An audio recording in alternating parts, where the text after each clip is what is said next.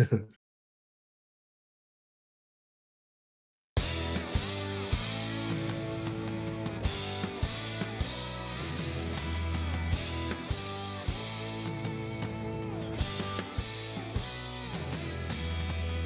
up, guys? This is Real Estate Podcast, episode 92. Wow. Right? We're 8 weeks away from 100. Episode 92. This week we watched The Big Short. I'm here with Griffin. I'm here with Trav. And I'm here with Adam. And what'd you... I mean, you know what's what's weird about this movie is anytime anyone ever talks about this movie, the only person they mention is Christian Bale. Yeah. When you saw the trailers for it, he's really the only person they pushed to the front like it was his movie. But it had more Steve Carell. It had more. Good was Steve Carell? Steve Carell, I feel like he was the one that kind of stole the show here. Christian Bale was pretty good. Yeah. But he was just kind of autistic and he was on, cameras. He like Steve Carell had at least 30 more minutes of footage than him. Oh, yeah, at least. for sure. And he was the one going around like, Yeah. So but why Carell was awesome. Yeah, he was, wasn't he? And fucking what's his name from Drive? He was badass too. Yeah, he was pretty good. Ryan Gosling, yeah. Yeah. I liked his narration at the beginning where he was just like, he did what no one else was doing. They fucking looked. I like how sometimes he would say something, then he would say, "No, that's not what happened."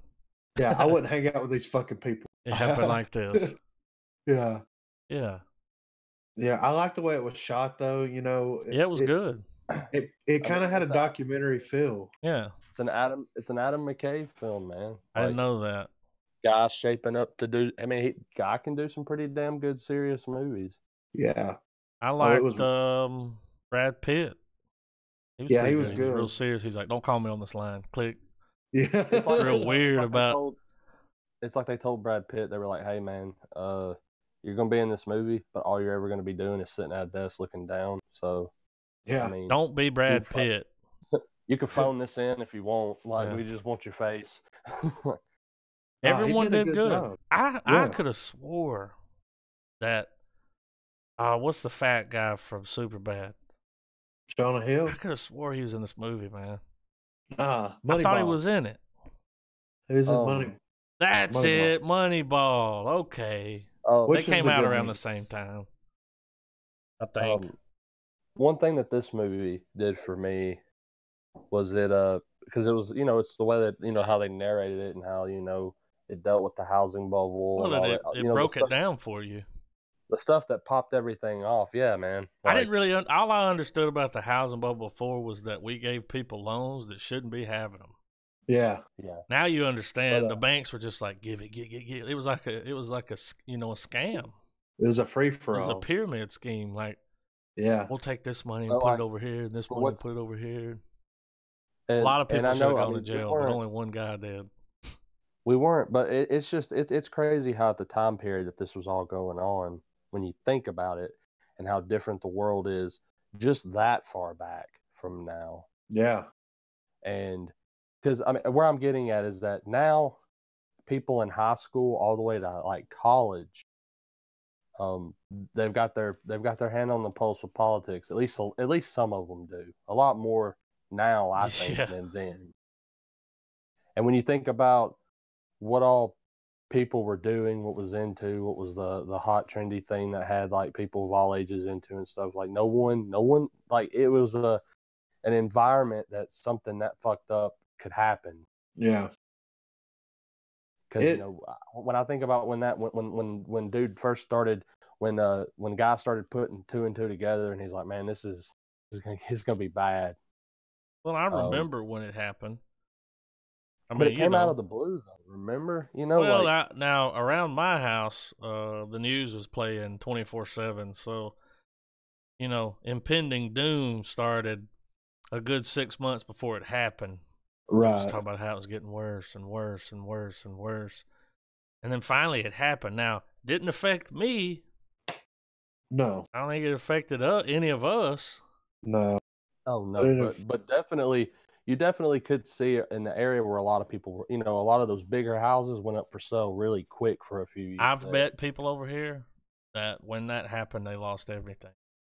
Really? Several, yeah. Like people, they've Holy lost shit. houses. They lost, because like the bank was just like, we know you've been paying this, but we're going under. What do you mean you're going under? Like, did you see on the thing where it was like people lost savings, people lost their pensions, their 401k, everything? Yeah, that's fucked up, right? It is. What's crazy is I do remember this, and they said at the end of the movie, they said they will blame this on poor people and immigrants, and they did. Yeah. But what they should have blamed it on was the banks, because people can't go in. Like, if I go in a bank and ask for a loan, they're gonna laugh at my ass, Right. And that's what they should have been doing to everyone, everywhere. Like, fuck no. Well, how you gonna pay this shit back? Well, right now it's easier to get a mortgage for $250,000 than it is to buy a $20,000 vehicle. Mm-hmm. That's a fact. It's easier now to go to the bank. Yeah, it is crazy because they know you ain't gonna pay it back. Yeah. Well, see, like when I went and got my loan to fix the kitchen here, right? I got $7,500 loan. I went to the bank, which I had to have a cosigner. Good on this bank, but they're like, bring us a check stub. It doesn't matter when the check stub's see what from. you make. Yes, that's it. So you can bring them your best check. Yeah, you can bring them. Yeah, your best check, your worst check. You can bring them a check stub from 3 years ago. It doesn't matter. You know what I mean? That's the fucked up part. Like, it's easier to get a fucking $250,000 mortgage than it is to get anything else, any other kind of money. And right now, I mean, most people that I know don't have a 30-year fix. They have that fluctuating. Mm-hmm. Like my boss at work has it, and every 5 years they have to refinance their house. They have to go through and re-sign all the paperwork. Mm-hmm. The interest, so the payments can change. Yeah, hopefully it'll go down. But he said sometimes it goes up, and that's fucked up. Have y'all heard of this one? I met somebody here that they did this thing. So let's say they've got this new thing you can do. All right, let's say you're old. Right. You probably ain't gonna. You got to be old. Okay. Like 60 old. Plus? 90? I don't know about that old. But you got to be older. And this is how it works. You go in, you kind of sign your house over. They give you money. When you die, they get your house. Really? That's the game. Like, they're going to get your house. Can't leave your house to a family member. Like, if you take this loan, it's like a mortgage thing. I forget what it's called. If you get this to pay off whatever, buy a car, whatever you want to do with it. Like, when you die, we're going to get your house. Huh. Not all the land that's around it, but the land, like maybe a couple of acres that it's on, the house will be theirs and they'll sell it. That's a new thing that they're doing. And it's older people. They're eligible for it, because they ain't going to be around as long. But that's crazy. I don't even know what the hell a reverse. When I hear somebody say it's a reverse mortgage, I'm like, that don't even make sense. Yeah, right. I don't even know what the hell a reverse. I know I could Google it and find out real quick, like. But you're afraid. What the hell's a reverse? I know what a mortgage is, so it's like a reverse mortgage is where you give them the money back and the mortgage goes away. I don't understand. Bank you reverse it. Hold on, I'm looking it up. I mean, does anybody know what a reverse mortgage is? No. Sounds like a clever way. I mean, not reverse mortgage, but what you're saying about, is that what that is for the old people? Is that what that means? No, that's not what they call that. They call that something else. I've got it. I don't know. That just seems like a clever way. Like, okay, so you know how it's all about wording. You know how when you're driving CDOs, through, you know how you're driving down through any of the older parts of cities like Fort Payne, all the other towns and shit like that. And you see those people that are still living like smack dab in the middle. Mm-hmm. Like they've had that house there. It ain't going anywhere. Everybody wants it because it's right there. I feel like it's a clever, especially, lawyers, because they love to buy them little houses and turn them into their offices and shit. Those it's just like it's a clever way to be like, hey, Like you can live debt free for, the last 30 years of your life, but when you die, we're gonna take your fucking house and we're gonna flip it and fuck that. Get residential areas out of places they want to be more commercial. So tell us what a reverse mortgage is. A reverse mortgage is a loan available to homeowners 62 years or older. So it is a reverse mortgage. That allows them to convert part of the equity in their homes into cash. The product was conceived as a means to help retirees with limited income use the accumulated wealth in their homes to cover basic monthly living expenses and pay for health care. However, there is no restrictions how reverse mortgage proceeds can be used. This loan is called a reverse mortgage because instead of making monthly payments to a lender, as with a traditional mortgage, the lender makes payments to the borrower. The borrower is not required to pay back the loan until the home is sold or otherwise vacated.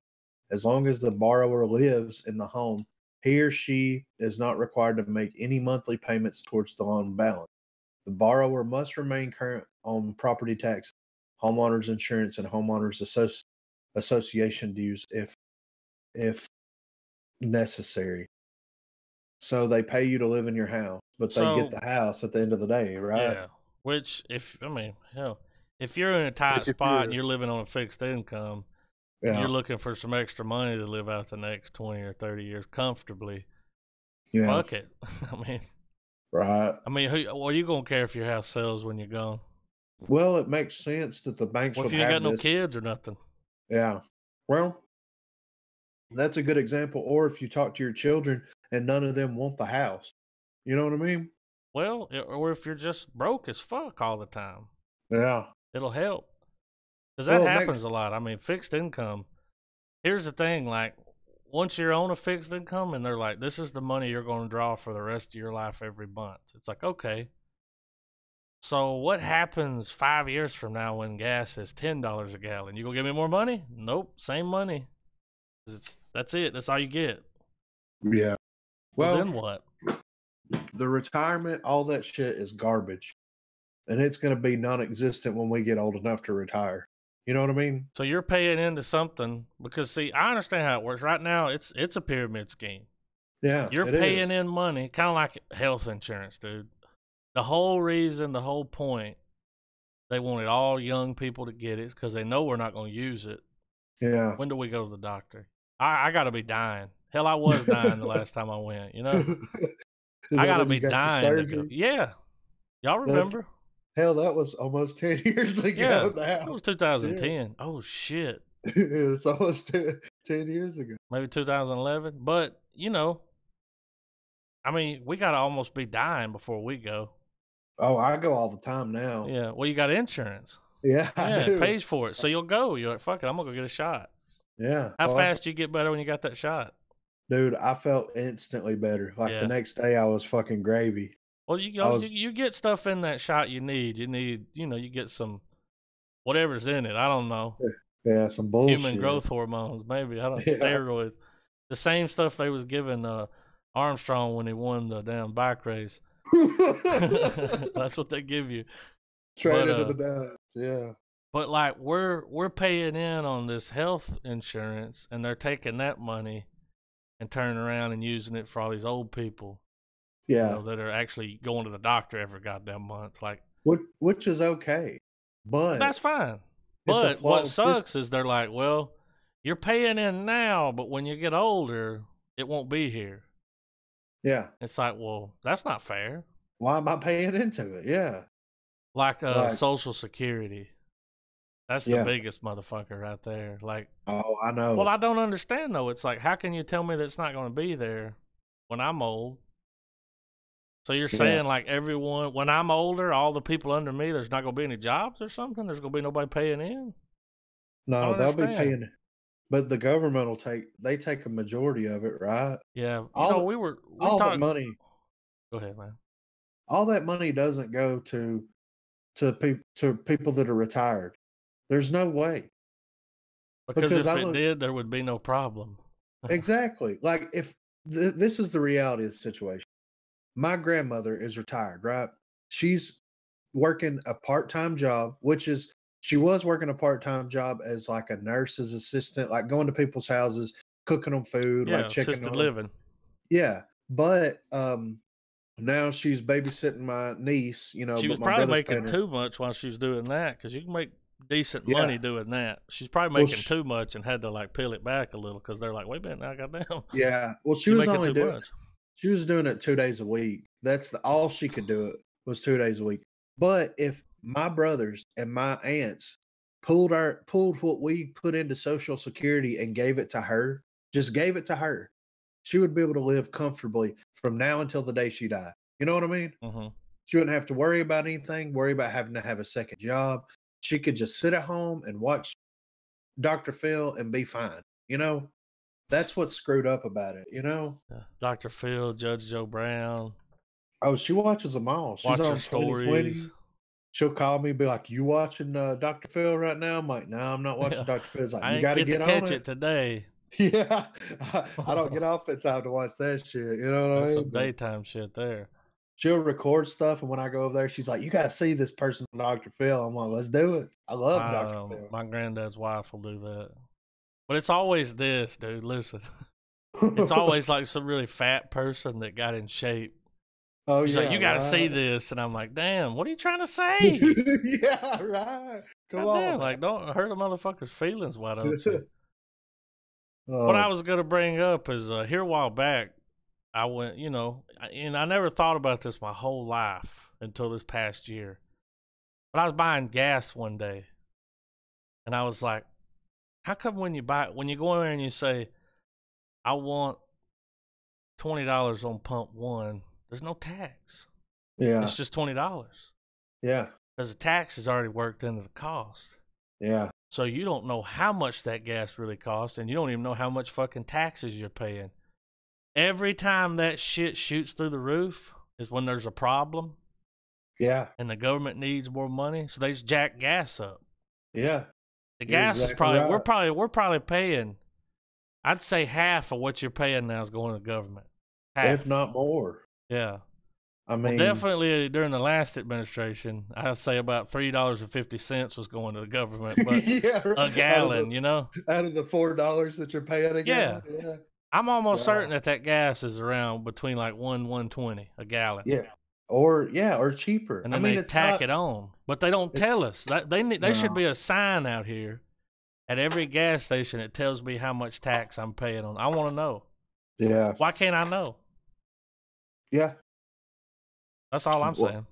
Well, I mean, and in the idea of going back to this movie, like, do you think the government bailing the banks out was a good decision? Do you think it was the right decision? Well, remember when they bailed out the auto companies? Yeah. All right. And then they went overseas, right? Some of them. Ford didn't go. Ford had a few plants in Mexico, but it was because it cost so goddamn much to make shit here. Yeah. Nobody would buy a car. Now, Ford's coming back to America. Trump's America, baby. Yeah, because we gave them some tax break. We gave them a reason to come back. Throw them a bone. They're gonna make thousands of jobs. Help them out. Like shit. Give them a break. Yeah. Ford never took one dime of bailout money. I believe Chrysler took the money, but they paid it back. Right. Okay. Who was GM recently laid off? How many people? A shit ton. How many plants did they shut down? A shit ton. They took bailout money. They didn't pay it back. They were going to make the government Obama smart car. That's what it was. It was going to be Obama smart car. Yeah. It failed miserably. Listen, guys, nobody knows this, but I was talking to somebody that works in the industry, and he was like, there is a junkyard in Louisiana, and that's where they're shipping them. There's hundreds of thousands of those fucking smart cars just sitting there. Really? That you paid for. You paid for it. Why don't I fucking have one? Shit. Because they're a piece of shit. They're made of plastic. I'll still drive the it. Battery shit. I believe it was the Leaf, right? No, the Volt. Yeah. Chevy Volt. Yeah, the Volt. But, they took that bailout money, and here they are, what? almost 10 years later, Yeah. going under, Yeah. laying people off. It was supposed to help. Nah, dude. Whenever you file bankruptcy or whenever you run out of money, that's it. Yeah. You don't get bailed out. No. Bail you out for what? So you can do this shit again? Exactly. Well, it sucks that. So no, I don't think it was a good idea. Well, all these people lost all this money. They lost their houses, they lost their jobs, savings, 401k, like they said. But did they get any of that back? Nope. They used that money to give bonuses to people, stuff like that. Yeah. So what good was it besides fucking padding the pockets of the people who got us into this fucking mess? And it's going to happen again. It will happen again. I'll give it 20 years. That's what I was thinking. 20 years from the point of when it happened. Yeah. 20 years from then. Yeah. So 10 years from now, I expect another one. Yeah. Probably it'll be worse. It's a temporary fix to a permanent problem unless something happens one day. Well, they're doing the same shit that they were doing to begin with, so nothing got fixed and nothing will get fixed. As long as fucking the banks are just making money hand over fist, they're going to do whatever they have to do to keep that fucking cash flow going. And that's fucked.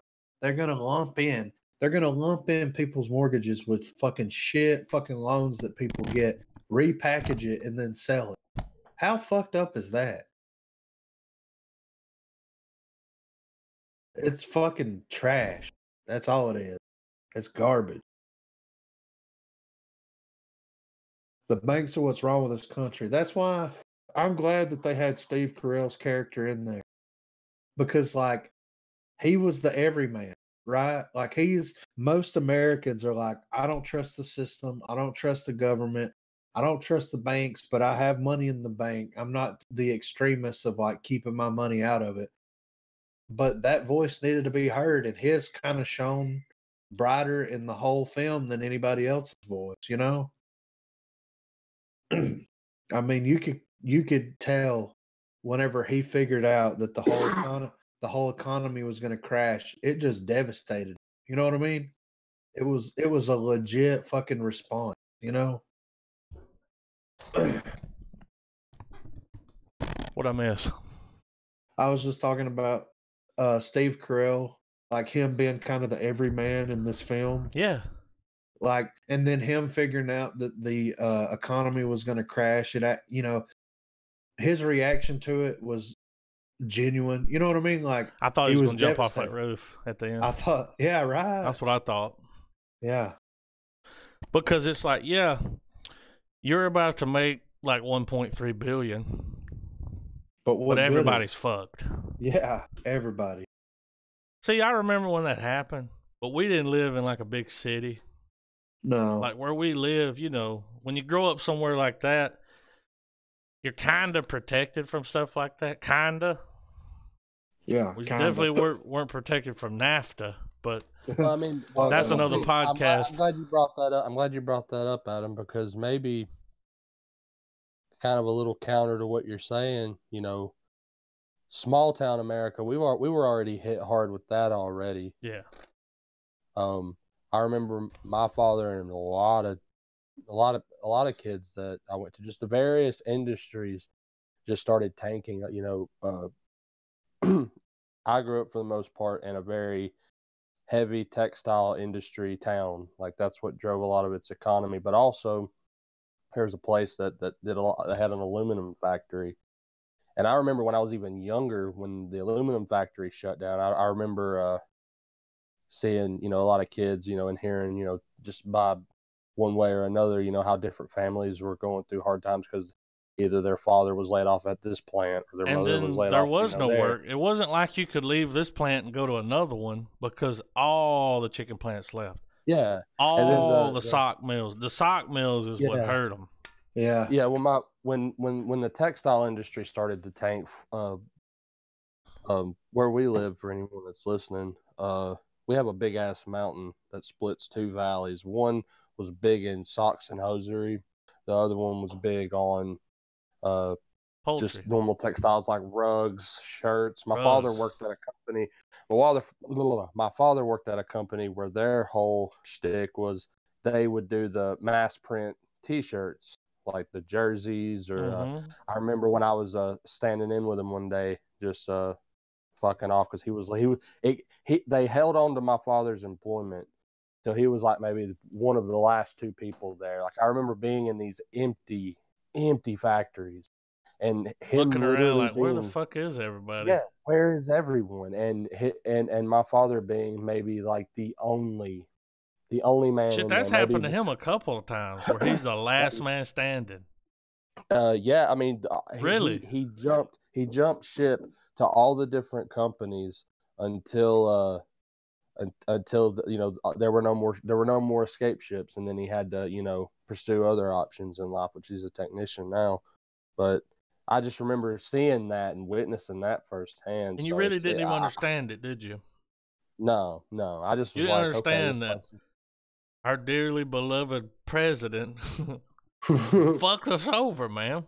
Yeah. The very people that voted for him. I guarantee if you pulled up the numbers right now, Clinton won right there where we live. Oh, yeah, I'm sure he did. Because he's a good old boy, man, Yeah. Good old boy, a little hog tie, you know what I'm saying? Hey, Peter. Yeah, you know what I'm talking about. Well, this was also before the more modern great flip between what made a Democrat, and a Republican. I can't stand. I've seen this a few times. I've been online and I've seen people be like, like if we could just wish Bill Clinton was president. I'm like, why? So he could sign some more goddamn jobs away? I don't think people realize how bad, because he fucked us over.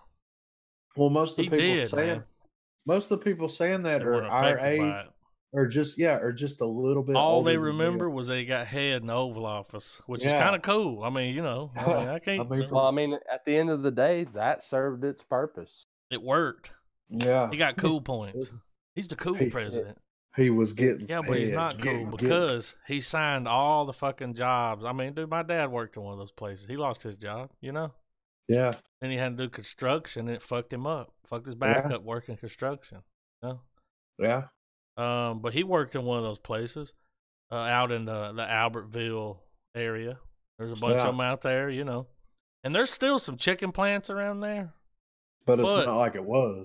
Ain't full of Americans, I'll tell you that. You know what I'm saying? As far as I know, there is one major factory up here now. And it's owns 20 it? minutes. A company called Cooks. Oh. I figured it was Tyson. Is Cooks contracted for Tyson though, Griffin? Probably. Probably. Whenever you said that, I was like, "We guys want to get some chicken from, Tyson. But the company here is here to stay because they recently just had a several $million project where all of their systems and their incubators and everything massive over fucking haul. Wonder why. Tax write-off. I mean, they didn't do it in the last 8 years. Yeah. I'm just saying. Yeah. They probably sometimes the last 8 years they were probably like, we don't know if we're gonna make it. Yeah. But I will say this: it made a comeback. Jackson County, the surrounding counties, they made a comeback. There's a lot of the place where Griffin works, that whole little area over it made a comeback. Yeah. Well, what's fucking Scottsboro in particular isn't what's going on big government. It's little government. Yeah. Because they've got their own little government. Well, Amazon, all right, they're opening that Google hub data center. Stevens. Yeah. They're opening that down there. And then the Amazon wanted to bring a plant in and put it in down close to Goose Pond, right? Mm-hmm.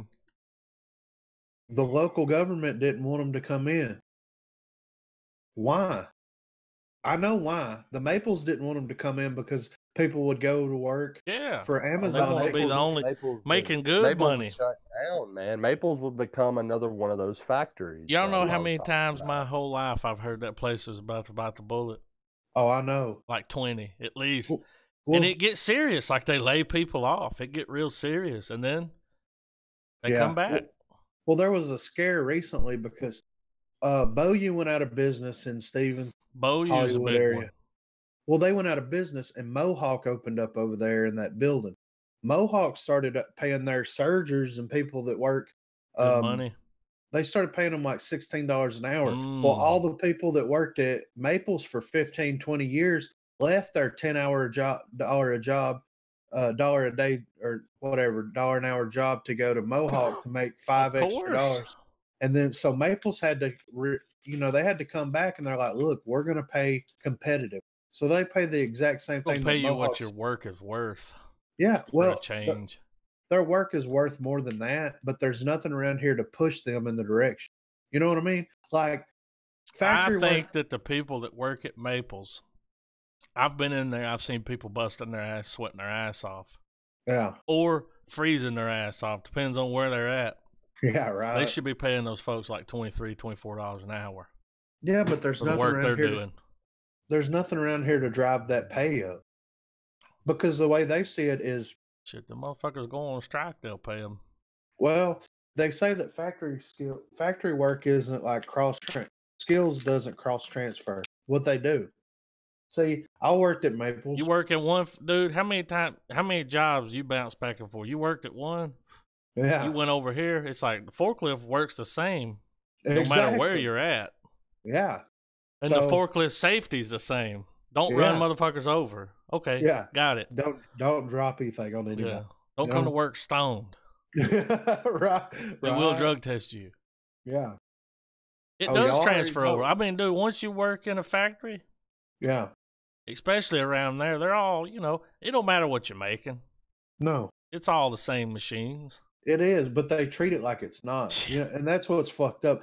Maples is like, nah, we make fucking rugs, so fuck everybody else. It's like, nah, dude, like if you look at how many fucking rugs do we need, Yeah. Well, if you look at the way rugs are ran and you look at the way that sheet metal is ran, it's almost identical. Yeah. Except one's a piece of metal and one's a piece of fucking fabric. That's the only same difference. Machine. Almost. One comes out soft, one comes out hard. Yeah. I mean, it's not fucking rocket science. It's not, because they say pull this lever, push this do button. this thing, cut the thread, send it through. You're Wait good. a minute. Do it again. And really, you're just babysitting the machine. Machine's doing the work. Yeah, you're just there. You're just there in case it fucks up, because it can't fix itself when it fucks up. But it don't know how to do that. But yeah, there will be a point. I mean, there will be a point where it will be able to, and people. That's going to be the next thing. Yeah. Like every time you see, I won't use self-checkout. Yeah. Because I heard that for every self-checkout you see, that's like 15 jobs. Yeah. Right there. That's 15 people out of work. I don't use them. I don't either. I'll hit the express lane. Yeah.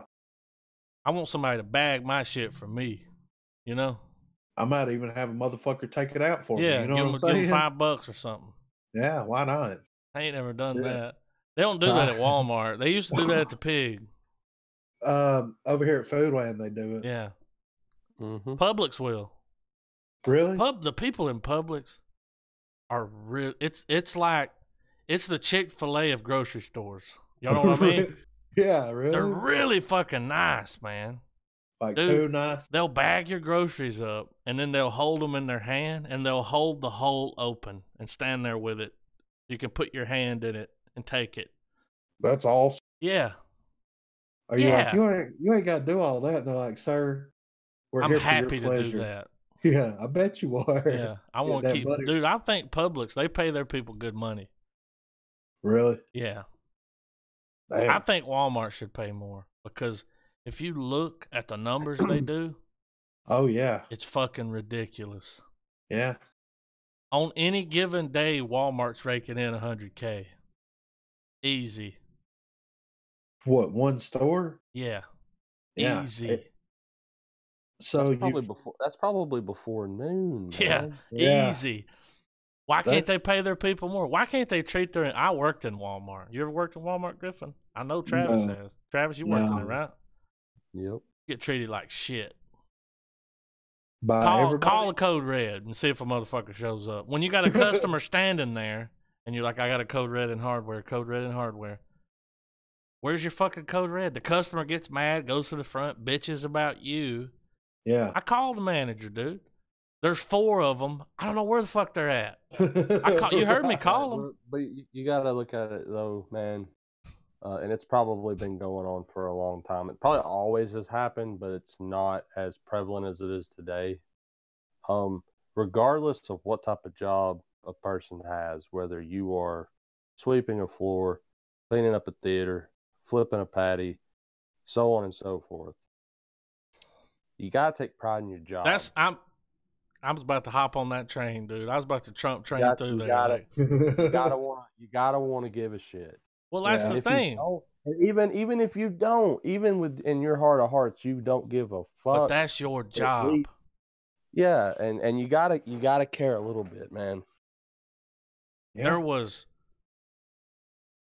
30 motherfuckers that wanted that job, and you got it.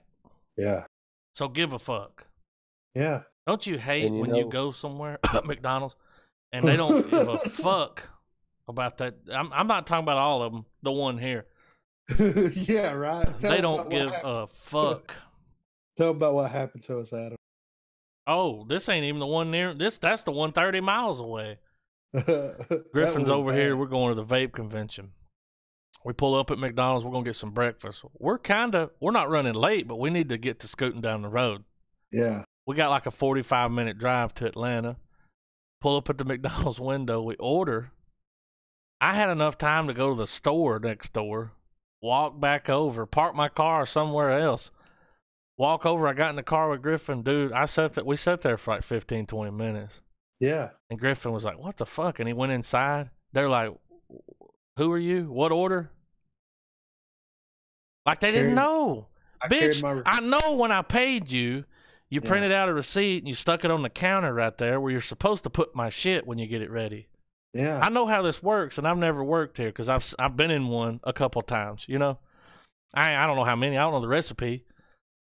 But I've been in one, you know, it's all the same. Now, what that sounds like to me, Griffith, it sounds to be like when you went through there, or maybe that money ended up in somebody's pocket. I don't know. Yeah. I've paid with cash over here. And I've had them give me the wrong change back many times, and like too many times. It's like, damn, you fuck up that much. Seems like you shouldn't be running the register, you know? Yeah. Well, and that's like, I got the food, and they didn't even, and we just said, fuck it, we're leaving. Like, it ain't worth it. You didn't even get your drinks? No, we didn't get everything that we ordered, and we just said, and the shit was wrong. Yeah. I mean, pissed off, you know? Yeah. But what can you do? Fucking, Dude, they don't give a fuck. Everywhere in Madison, Georgia is like that. Really? I'm not going to talk about why. But everywhere in Madison, the Walmart is terrible. We went in there. I bought some stuff. Here's what I'll say, man. That Walmart back home, that's a good Walmart. It is. Shit's always stocked. They run a tight ship. Yeah.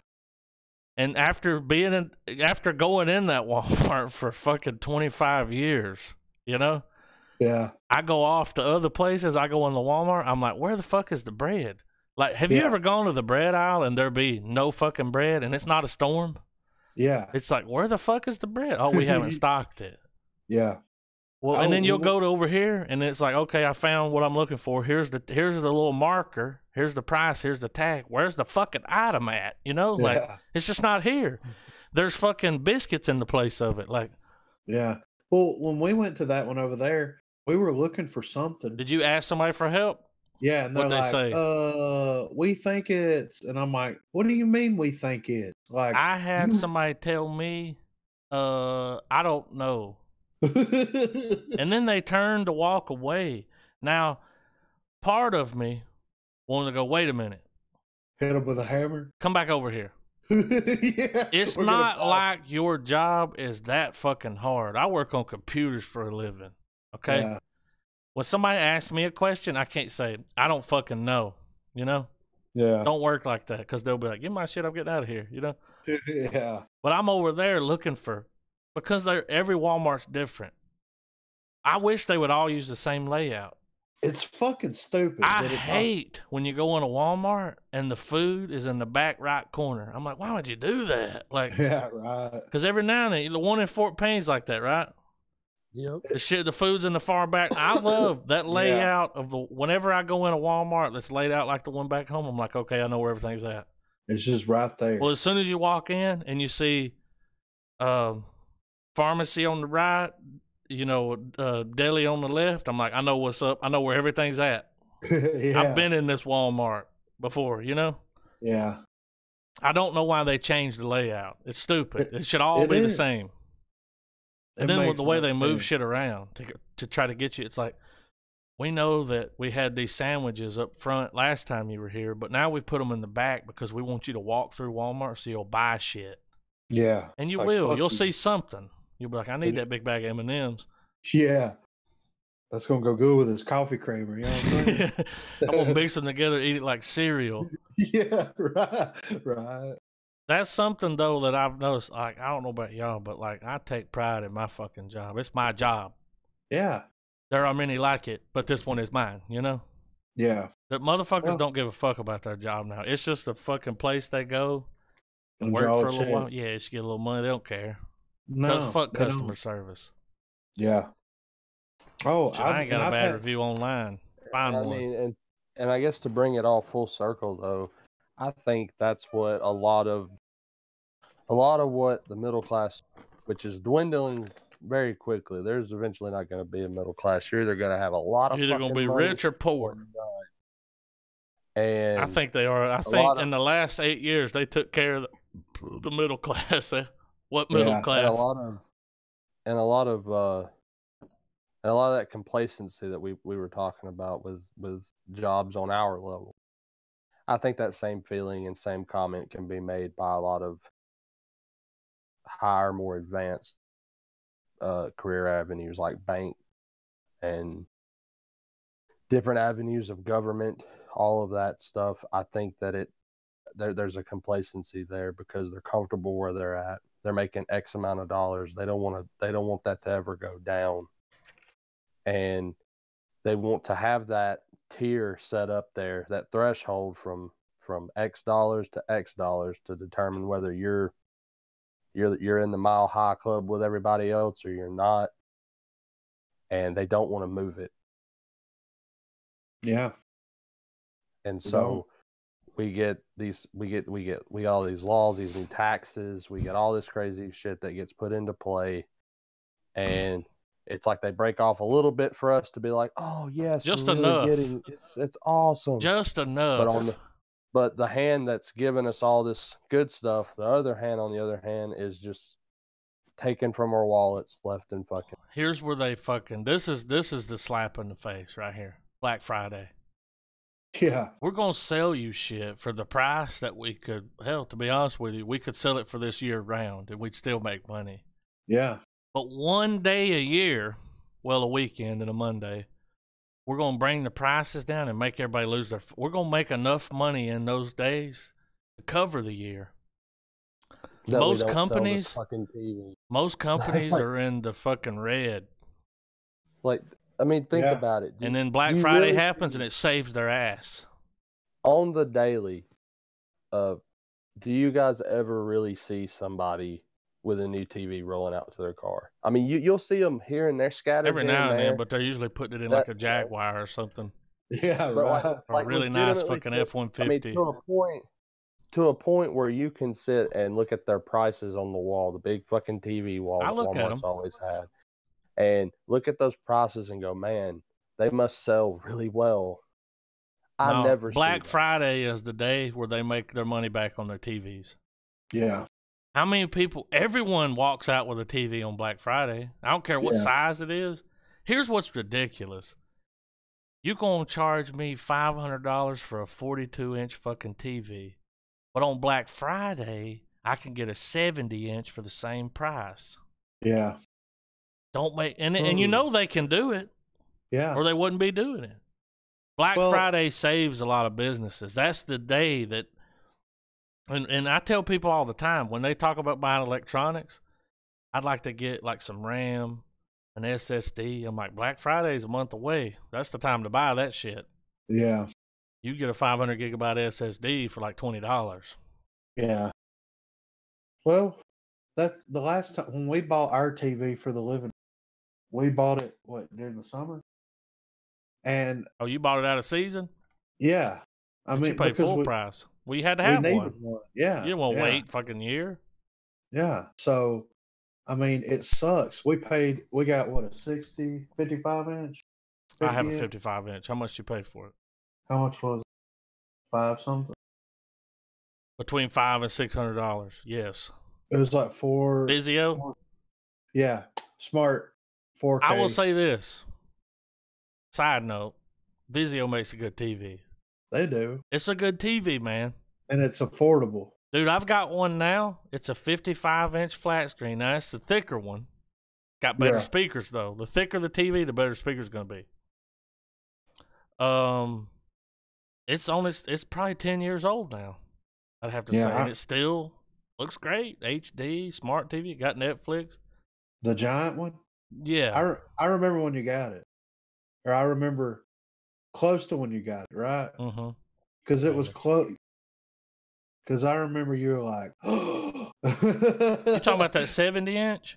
Yeah. That was $900 for a 70-inch TV. Originally a $1,600 TV. Wow. At $900. That's a nice TV. Yeah, that's a different one. I'm talking about a different one. The other one, that TV, dude, I can pick that TV up by myself. It's like paper thin. Damn. Have y'all seen the new TVs? They're called wallpaper. You know why? Because it looks like fucking wallpaper. Really? Yeah, it's super thin, dude. They're bendable. Like you can roll it up. Super thin. Crazy. Now that TV is gonna run you about $2,000, but it's really thin. It doesn't stick out. It looks great. See, this 4K shit's coming out. Here's my problem with 60 frames. Your eye can't see more than 30. Yeah, right. Your eye can't see more than 30 frames. And when you watch something that's over 30 frames, it looks fast and weird. Yeah, and it like makes you sick. Did everybody watch The Hobbit? No, because I couldn't stand. I can't stand The Hobbit watching. was at 48 frames. Why they did 48, I don't know. He was like, I don't want to go to 60. That's crazy. Let's do 48. I have to cut my shit. Like, I have to fix my TV where it runs slower because that's like that anti-aliasing for a TV. Yes, that resample rating. Yeah, I do the same thing. I don't like that. Well, it's like you're watching a home video or like a soap opera. Yeah, it fucking makes me anxious. It gets me sick anxiety. to your stomach. Yeah. Car sick. I get car sick from watching that. Well, just the way it moves. It's fucking stupid. Like, nah, dude, 24 or 30 frames, get the fuck out. Yeah. If you're filming slow motion, you do 60 frames because then when you slow it down, guess what? It's 30. Yeah. That's it. Makes sense. Makes sense. The Big Short. That shit made sense. It did. I think every American should have had to watch that movie.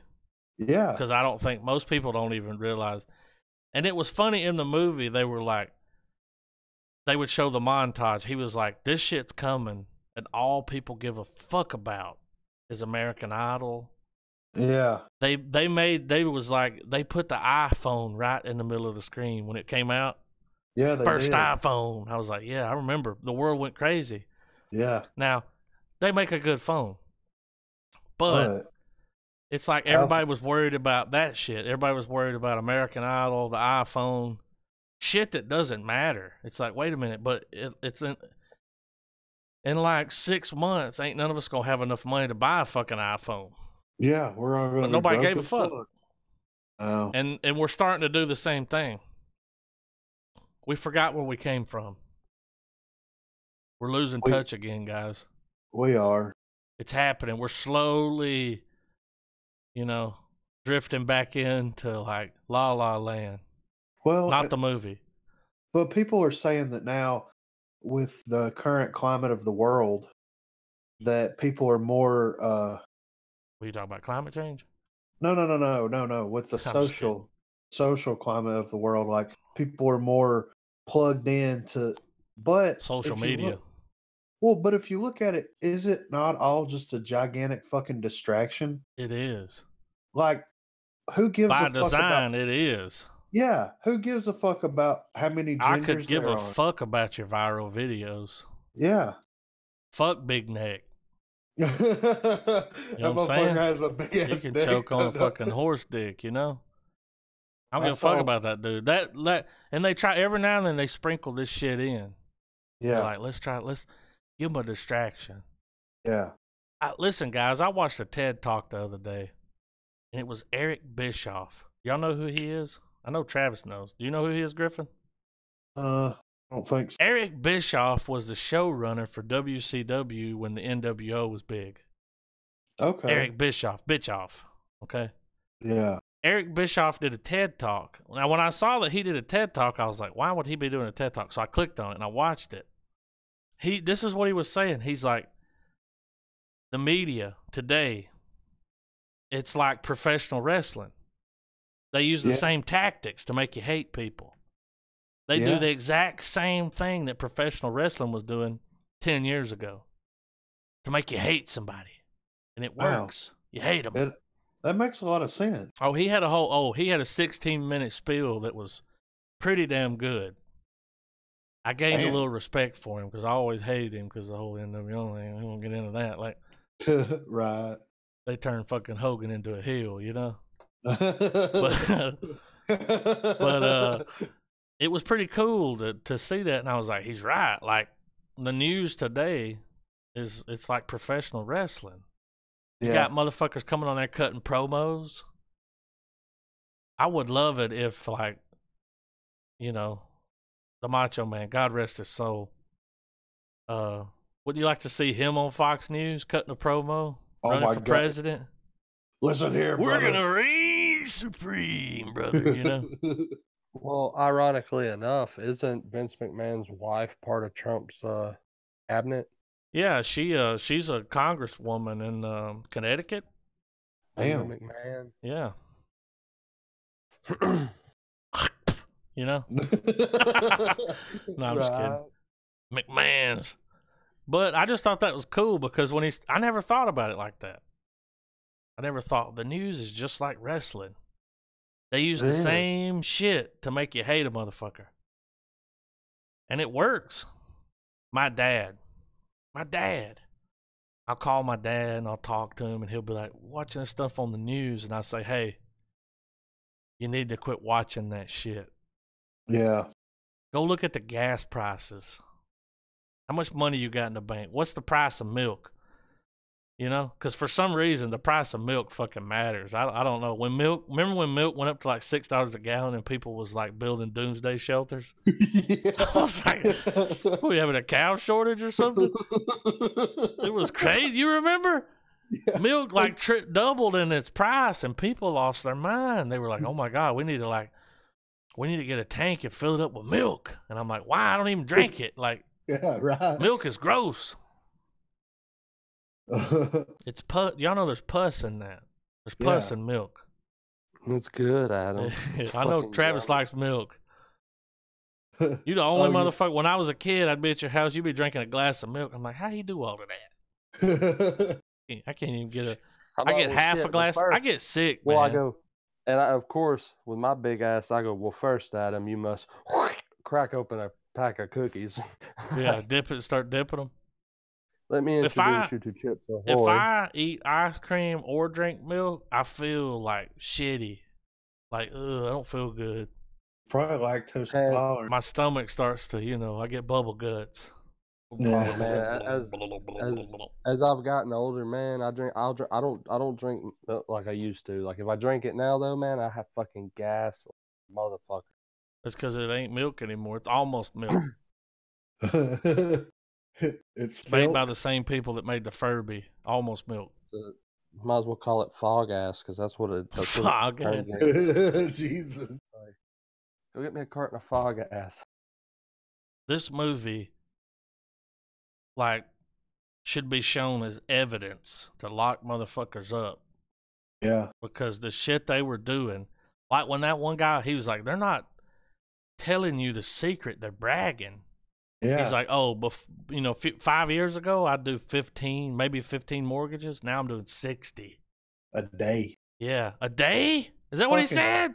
I think it was a month. Oh, I was like, God That'd damn. be fucking crazy, right? But I remember the government had a hand in that. Yeah. The government was like, you need to give people mortgages, even if they can't afford it. And it's like, but wait a minute, that's not. But when someone comes in with a certain credit history, you look at their credit history, it's like they didn't pay this bill, they didn't pay this one. Fuck it, they didn't pay any of them. Okay? Yeah. They folded on everything. Why would you give them a fucking mortgage? The shit that's propping, one guy said it's propping the country up. Yeah. America, the world, apparently it was propping the world up. Wasn't that crazy? Like when the mortgages started going bad here, it fucked the whole world up. Yeah. It's crazy. What was crazy is when you remember the two guys that had the garage hedge fund? Oh, yeah. They had $30 million. When they went into that building at the end, and it was just empty. Yeah. And he's like, it's not, he said, it's not what I thought it was going to be. Because it's fucking empty. Yeah. He said, well, what did you think it was going to be? And he said, full of adults.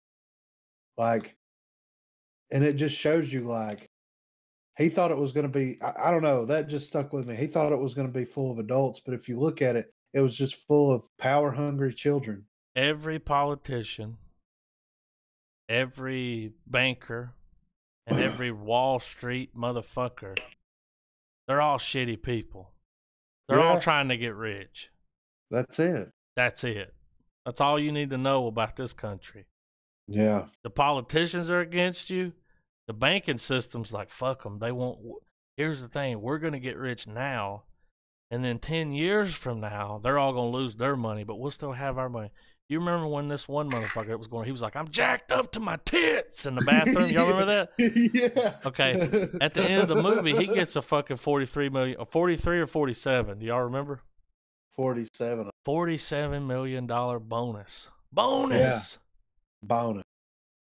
Because he was right. Yeah. Because he fucking offed all that shit and put it on somebody else. That's a lot of people got rich off of that crash. Yeah. What was his name? Christian Bale in the movie. I can't remember his name. Oh, something Doctor something. Mark Burry. He cashed in on like $3 billion. Yeah. And then he shut his goddamn company down. Yeah. Now, and to me, I took that as he was like, okay, we just got rich off of this. I'm done. Well, I'm shutting it down. The reason that I think that he shut down was because whenever he sent that email out saying that he was seized. He said, I can't even talk to my friends. Yeah. Without a lawyer. Yeah. And that's the truth. Like, he made those people so much fucking money. But they didn't want to listen. No, they didn't. And when he froze their assets and money. Yeah, like, and he used it all to pay for to pay until that shit happened. I mean, and then they all cashed in. They all got like hella rich. Yeah, they $3 billion. Billion's a lot, guys. Yeah, that's a lot of money. $1 billion's a lot. Yeah. Well, he cashed in on a little over $3 billion. Yeah, he was right as fuck. And what was crazy is at the end of the movie, they said he reached out to the government to do interviews to let them know, like, how he came about. Nobody ever wanted to talk to him. You know why? Because they already knew that shit was gonna happen. Yeah, I almost borderline low key think that it was part of their plan. Well, we're gonna let this shit crash. You know why? Because look who got voted into office that year. Yeah. Right.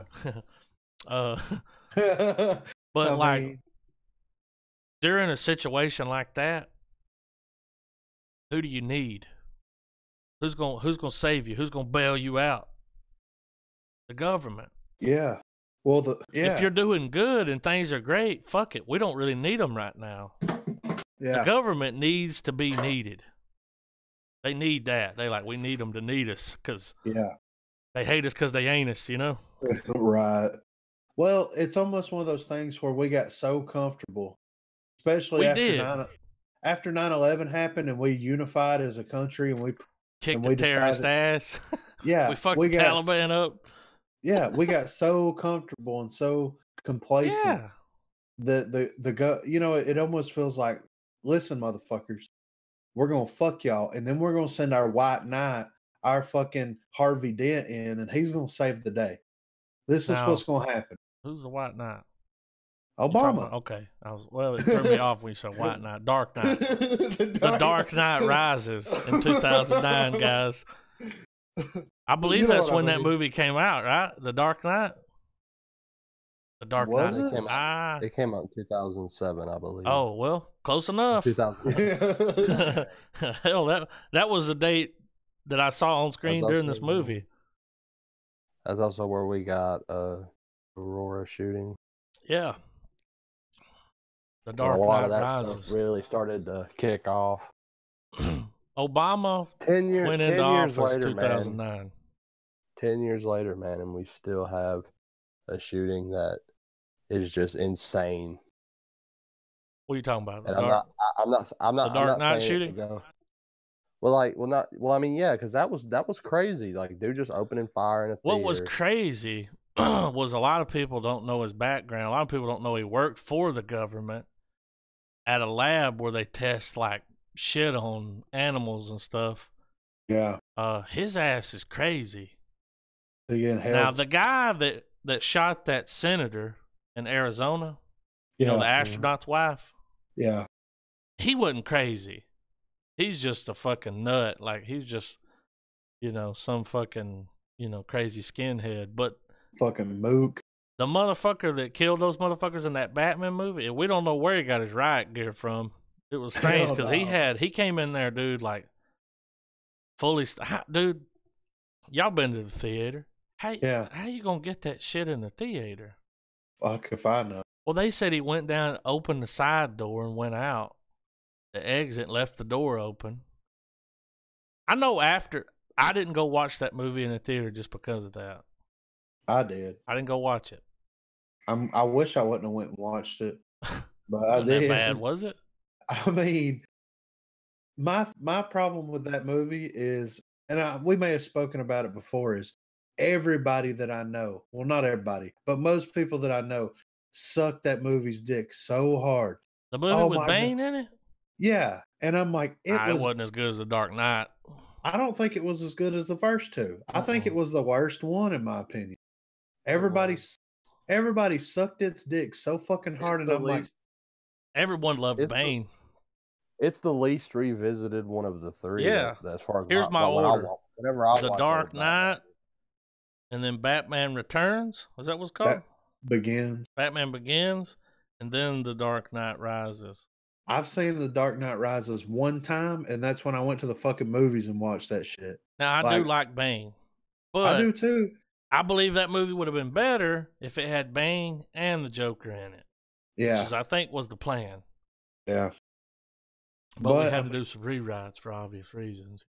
Well, and then I think it would have been more of an interesting idea if they would have kept it to where you can't fully understand what Bane was saying. You know, when they released that first trailer and everybody was like, I can't understand him. It's muffled. Yeah. We grew up in the South. We can understand him. Yeah, for real. Know? Man, I'm going to go down there and don't take a left at the tree. I'm like, huh? Yeah. I know where the tree's at. Yeah. If you reach the oak tree, you've gone too far. I'm like, which oak tree? Were you ever given directions and somewhere like kind of out there, of course, but no, like given directions and all the places that they told you to turn at, there was a street sign there. Yeah, and you're like, why didn't you just say what this? I hate, because I have to go to people's house a lot. Yeah. All right.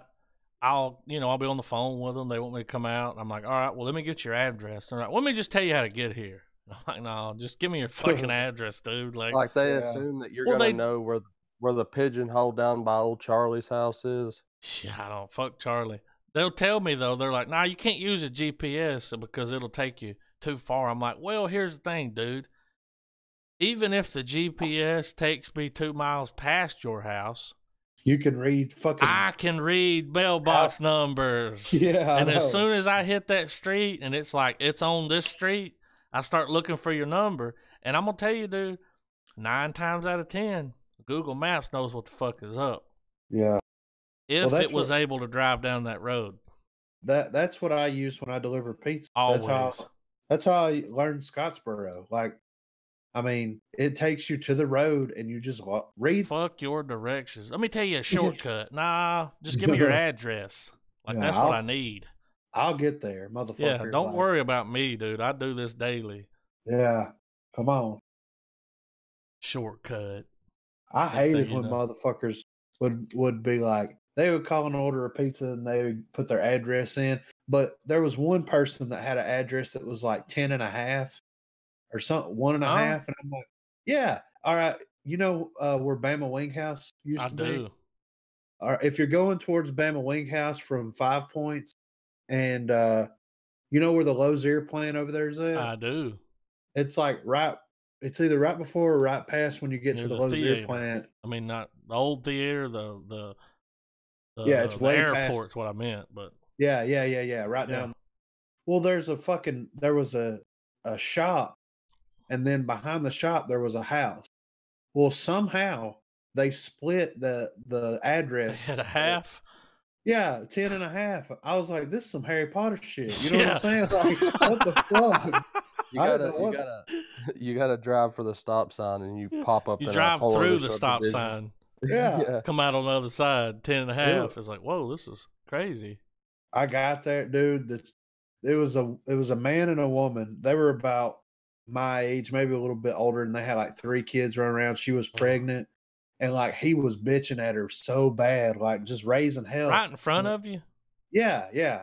And whenever we got outside, because she came outside with me to pay, and she's like, "I'm really sorry," and I'm like, "No, I'm sorry. Like, do you need help or anything? Yeah. Like, are you here against your will?" And she's like, "No, he's just being an asshole." And I'm like, well, I mean, if you need anything, just wink or something. You know what I mean? Like, yeah. Are you safe? Yeah. Like, I've been. Are you being held here against your will? Yeah. I've been to those people's houses where, like, you'll hear motherfuckers breaking shit and raising hell. And I was like, then they're like, how much? Yeah. You already know when you hear them breaking shit, you ain't getting a tip. No. There was my tip. It just broke against the fucking wall, And the wife's like, we can't have nice things. Yeah. Well, y'all got some pizza. Somebody needs to pay for it. Yeah. Oh, there was this I one hate chick. going to people's house. Hate it. It sucks, right? Hate it. Yeah. Hate. And we weren't supposed to go in people's houses. Hate it. Some people, you have to. You know? They make you come in. Yeah. Well, there was this woman that I used to deliver pizzas to that lived over behind the movie theater, the new one, and she was blind. So how did she count her money? Well, she had it folded different ways. like fucking Daredevil from the fucking Ben Affleck movie. She had it, folded different ways. And she had her money laid on the table. And then she would tell me, and she had like this mat, like a placemat. And she's like, put the pizza on the placemat and put this on this side of the placemat. Like, she had really specific instructions on how she wanted this shit set up. So she knew exactly what she had. Like, the garlic was on the left hand and the pizza sauce or the marinara was on the right hand. You know what I mean? Like, that way she didn't get all fucked up when she was going to eat some shit, But yeah, and she would give pretty good tip. So you're like, I didn't know I was going to have to make a map. Yeah, right. So when you give them their money, do you have to tell them what it is so they can fold it a certain way? Well, they would just give me and tell me the exact amount. Oh, either that, either that or do blind people tip good? I mean, they don't. You're like, they tip pretty good because they can't see the change. No, I'm just kidding. Yeah. Well, wish they were deaf. They wouldn't be able to hear that. I'm just kidding. Yeah. But yeah, I know what you mean about going to people's houses. Like, I enjoyed that job so much, but it also at the same time had some serious drawbacks to it from time to time. Just imagine this: you go to someone's house and you got to be there for like 2 or 3 hours. Fuck that. I hate, dude. I'll almost be like about to die before I'll ask to use their bathroom. Yeah, because you never know. You don't want to ask. And you don't know their situation. And you know, you don't want to be like, God, and I'll tell them, I say, look, I don't normally say this, but I've been here a little bit longer than I'm normally at someone's house. Yeah. Because I'll always go to the bathroom before I go. Yeah. And I won't like drink anything. Yeah. Because I want to use the bathroom. You know what I have a phobia of? What's that? Using someone's bathroom and it not flushing. Like, I call it the Dumb and Dumber phobia. Yeah. Because I'm always afraid that if I go in there, I won't take a shit at somebody's house, dude. Oh no, I'm not going to do that. But even if I go piss, and I'm afraid it won't I will flush. ask for a bucket so I can fill it up and force it down. Yeah. Well, or I'm afraid that if I flush it, it'll stop up for no reason. And it's just water pouring out, and I'm like, oh my God, I fucked your bathroom up. Or you knock something over, like. Yeah. I hate going to people's house. Hate it. Much rather them to come to me, but it's $1.25 a minute if I go to their house. Yeah. So when they want me to, I'm like, I'll be there in a minute. Yeah. Get your goddamn checkbook out, because yeah. You about to drop $150 on 2 hours. Yeah. But back to the movie though. Christian Bale did a really good job. I like he had a really good like tick. He wasn't the centerpiece though. No, I will say this. Steve Carell to me was the centerpiece. Yeah. Christian Bale, I believed him. Yeah. He was able to take me away from the fact that he was Christian Bale. Yeah. And when the guy came in there and he was like, "Give me back my fucking money," I was like, "No, you know." I had to.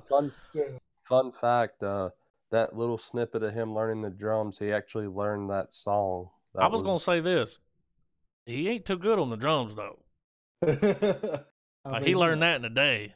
He was playing real hard. I'm like, you ain't gotta hit them that hard. They're drums. Well, he was pissed off. He was aggravated. That's why he was playing so hard. What was crazy was like he'd be in his office and you could hear the door was closed. You could hear the muffled metal. Yeah. You know, and he'd open the door. He'd come out. He'd write, a new percentage on the whiteboard and just go back in. He was dressed like he just came from the beach. He didn't have no shoes on. No. But he knew what the fuck he was talking about. And his eye did look fucked up. It did. I don't know how he did that. I think it was a contact or something. His eye looked fucked up, and he had like a mole on the inside of the one. He doesn't normally have that, right? No. Seems like I don't remember seeing that little mole there. I think what they did was they made a glass eye contact. And they put it in? Yeah, because if you look at he's like that. His eyes, the one eye is a little bit poofier than the other eye. His eye looked fucked up, man. Yeah. So. All right, when you're looking at him, stage right. That was the eye that was fucked up. Yeah. Man, what's wrong with his eye? But he's like that, man. He's like he'll let you put dog shit in his eye. He's method. Yeah, he don't care. He's like, somebody's gonna have to piss in my eye. Please, now. He was good though. Like, and him being into metal and being smart. That was kind of cool. Yeah, it gave it a really good, like, positive, Well, at least for us. Yeah. Well, I mean, most people hate on it. They're like, the only people that listen to that shit are fucking crackheads and fucking heathens. I'm sorry that it's not easy to digest. Yeah, but that shows like he is a doctor that is basically gambling with billions of dollars that these people entrust to him, and he's listening to this. And metal was his jam. Yeah, and he was listening to some heavy shit. Yeah, Darkest Hour, he had that going on. Metallica, he was on that shit. Some Pantera. He had a good soundtrack. He's got an iPod. He did have a good soundtrack. The movie had a good soundtrack. When he first started going to work on the computer, and like once he puts his headbuds in, you start hearing the little opening juts of fucking Blood and Thunder. I was like, okay, yeah, okay, yeah. A song you never thought you'd hear in a movie. No. or much less a movie like this. Yeah, like an Academy Award winning movie. Yeah. A Darkest Hour was in a movie that if it didn't, I'm sure it was nominated for something. Oh, it was. I think Did it was it win? nominated for Best Picture. Hold on. It was good. It was. I think it won. It won something. Steve Carell was really good. And this was around the time, like, this was right after he left The Office. Yeah. And we all know Steve Carell. That's what she This was said. when he had that little steady stream for a few years there. He had a... Dude, that motherfucker's filthy rich now. Like, oh, yeah. he made so much money on The Office, and then he turned around and got all these movies. But here's the thing, like, he's not just a dick and fart joke actor. No. He's a damn good actor, and he did a good job in this movie. I felt his pain. Case in point, Foxcatcher. That's a damn good Steve Carell movie. I need to... I don't think I've seen that. I haven't seen that either. Yeah. That's some serious Steve Carell, dude, and it's really good. It's him and Channing Tatum. They're like a... Serious? Oh, yeah. Wait, this is the movie about the... Yeah, I remember when that came out. It's got Mark Ruffalo in it as well. Good movie though. Steve Carell's worth $50 million.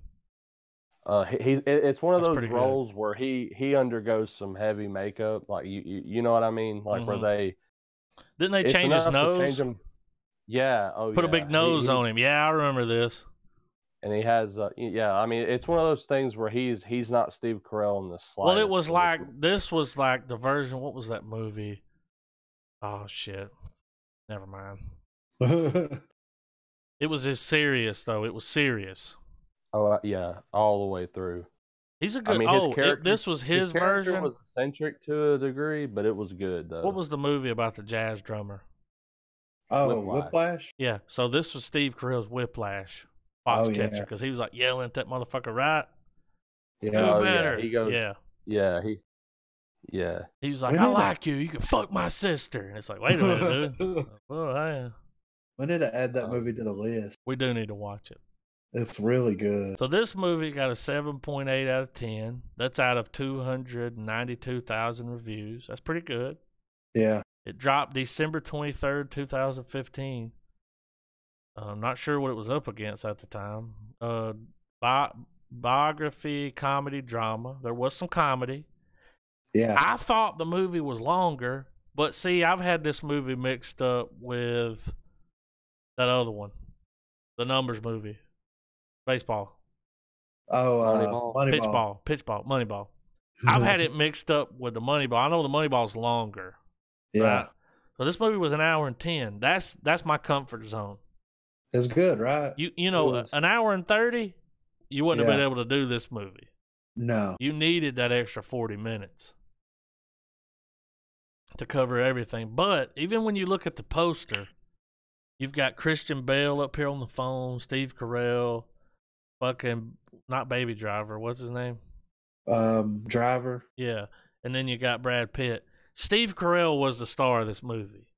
After watching the movie, I was like, well, he's clearly the star. He's in more scenes than anyone else. And really, the only two people that were in out of those four, the only two people that were in the scenes together were Steve Carell and Driver.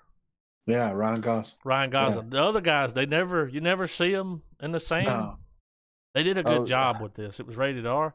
I can't believe that Adam McKay directed this. This is...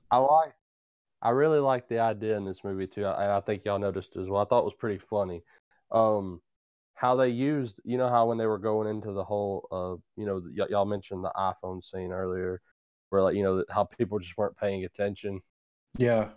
And in order for you to pay attention, they explain what those types of loans are with Margot Robbie and a fucking bathtub. That was cool. Yeah. Because I paid attention. Oh, yeah. Or when they cut to Selena Gomez and that other dude. Or Anthony Bourdain. That was awesome. That was cool. He was like... The cleverness of the movie highlighted its theme, It made sense. Whenever you told me, it's kind of like... What was the ice skating movie? I, Tonya. It was kind of like that. Not as gorilla and handheld. No. But close. Yeah. Well, I just feel the like way, they saw that movie and was like, we're gonna make a fucking Tanya movie right here. yeah, We're gonna take this format. Like I like when they're like in the middle of a scene. He was like, "This is my guy. His name's Chang. He can't even speak English." He turned around, looked at the camera. He's actually, I can't speak English. yeah, He just likes to tell people that. And yeah, it was during the scene, and nobody no one could see that. Like it was a no, moment where he would. I like that. yeah, I I do think it's too. cool. That fourth wall break, that I love it, and I love how they have like the narrator actually be part of it, and him narrating as it's going on. Like they did that a lot in I, Tonya too. That I really enjoyed. Like I don't know, it was just this has been one of my favorite movies since it came out. I've seen this several times just because of like it gives you so much information.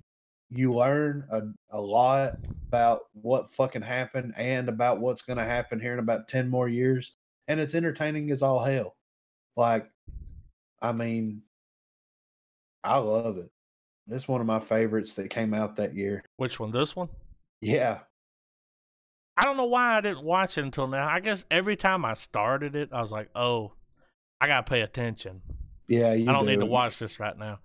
Yeah. And like earlier today, I came into the office. I started working. I cut this movie on. I was gonna watch this movie while I worked.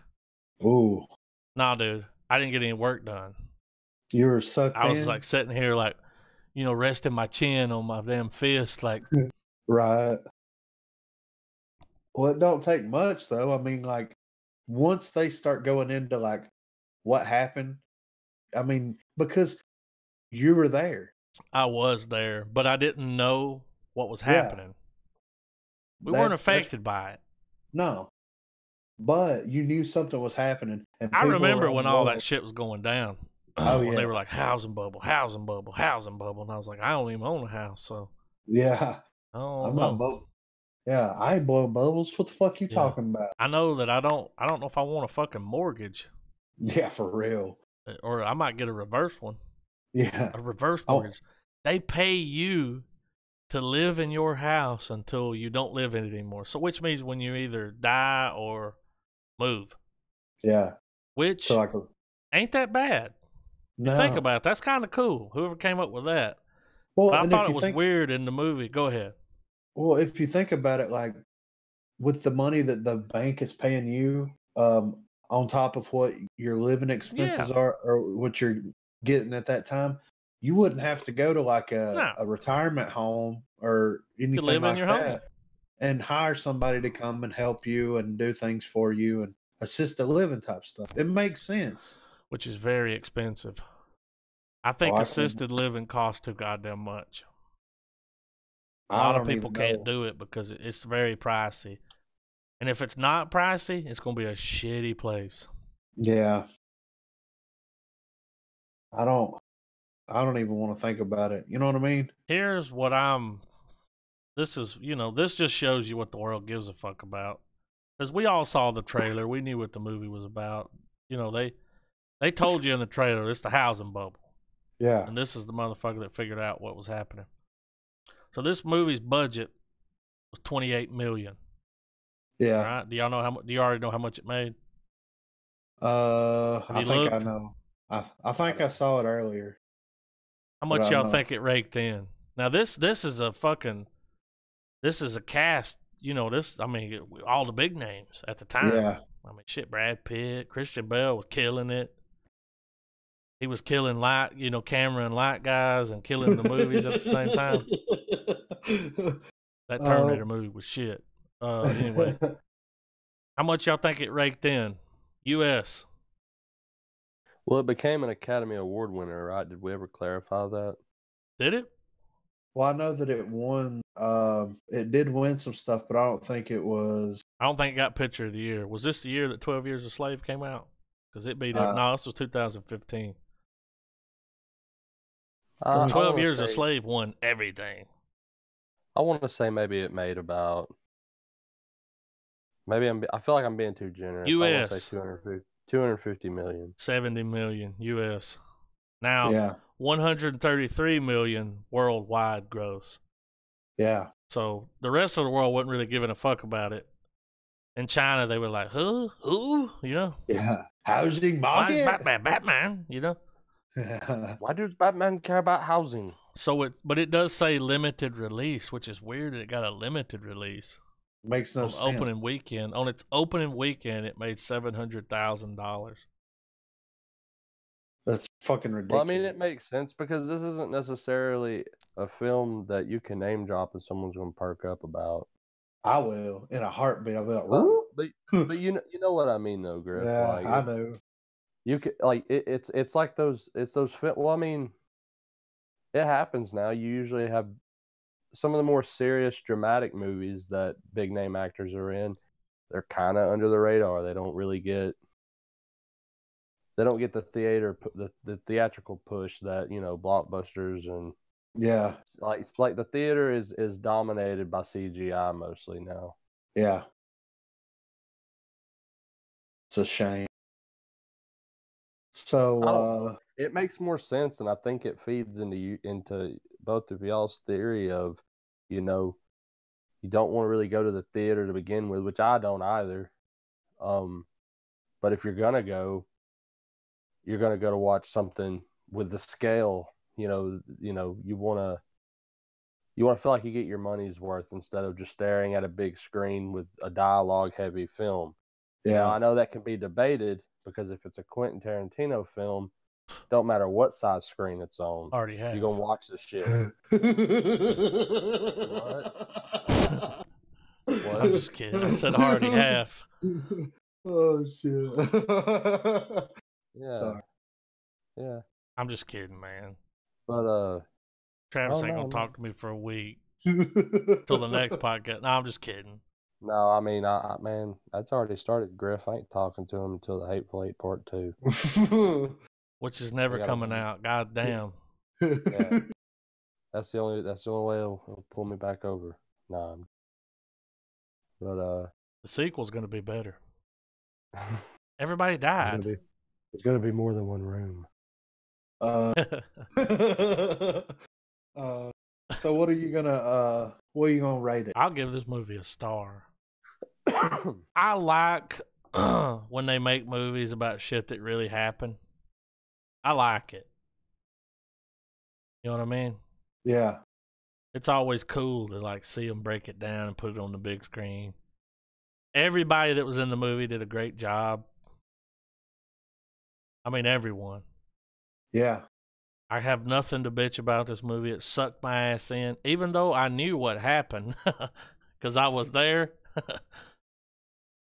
So you know what's going to happen. It was just kind of cool to see it play out. Steve Carell did a great job. To me, he stole the show. See, before, from everything everyone said and what I saw, I thought Christian Bale was like the centerpiece of this movie. Like every scene had him in it, and then when I watched it, I was like, oh shit, it's all over the place. Like, yeah, they got all these like side stories going, and like all these people are like, none of these motherfuckers even know each other. Yeah. Well, and that's one thing that I liked about it too is like you see it from all these different points of view, but it never felt convoluted. You know what I mean? Convoluted. It never felt like it was way too much shit going on at one time to even try to dissect it. You see this person's story for a little while, and then it moves over to this other person's story, then it moves over to this other person's story. Like, this is really good pacing. Yeah. Oh yeah. Mm-hmm. So there was no chuffa. No chuffa. To me, I vote no chuffa. Hmm. I give it a star. I enjoyed it. It was good. It was shot very well. Yeah. Scene for scene. I can't believe it. I like Adam McKay. I don't like to hear him talk. Yeah. I like his movies, but I don't like to hear him speak, Yeah. For my own, reasons. But the movie was great. Christian Bale's haircut was fucked up, though. He had the haircut of a damn 12-year-old fucking autistic kid, Super cuts, man. Yeah. Who cut his hair? Is that where he got it? That one guy said, what the fuck? I love how when that guy came in there and he said, give me my fucking money back. And he was just like, he turned around in his chair. Yeah. Because he couldn't have it back, right? No. Like he locked everybody out. They couldn't do anything. What are you gonna give it, Trav? I give it a full star as well, man. Kind of similar sentiments that Adam said, but it's just that with it was a nice look at something that was going on completely under everybody's nose. Yeah. And it was just a damn good movie, good acting all around. I mean, it's one of those we're slowly having we've already acquired a pretty big variety of films that we've watched already. And this is one of those I highly recommend for the type of style that it is. If you like movies about, some real shit that's went down, because I'm a fan of those as well, like Adam had said he was. And I don't know, it's a good break from the norm with the way movies are nowadays. Yeah. Well, it was real. And as far as I know, all this is based on, all these characters are real.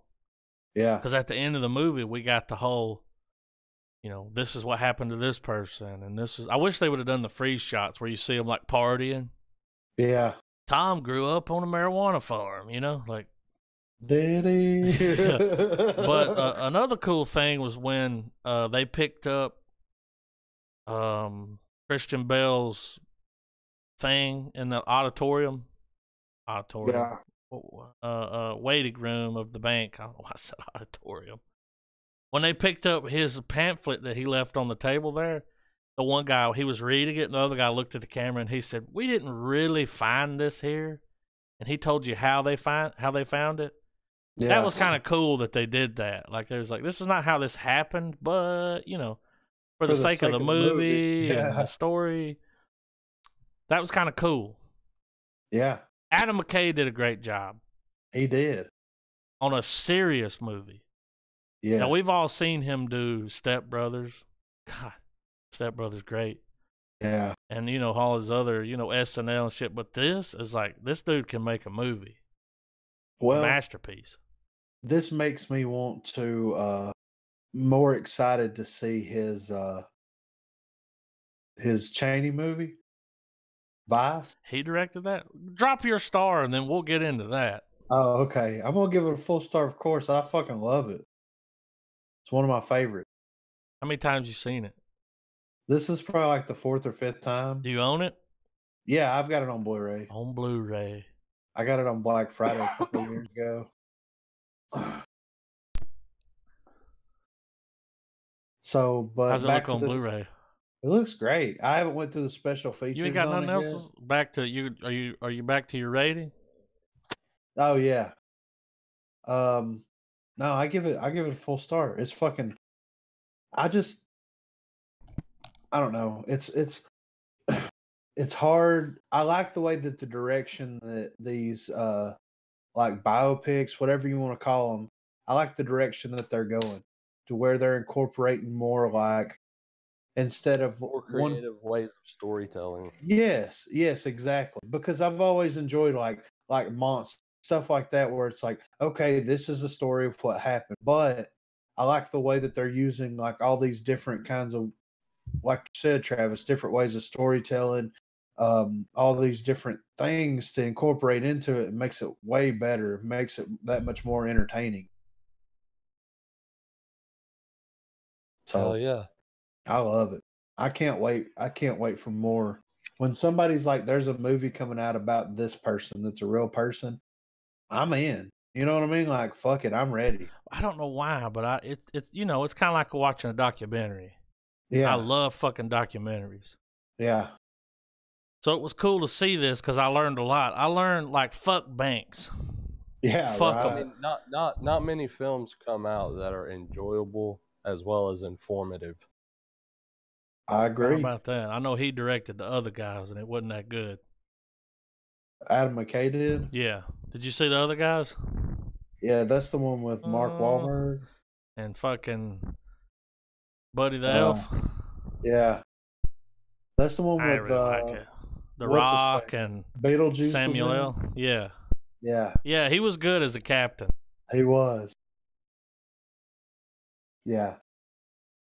But yeah, So what about this fucking Cheney fucking?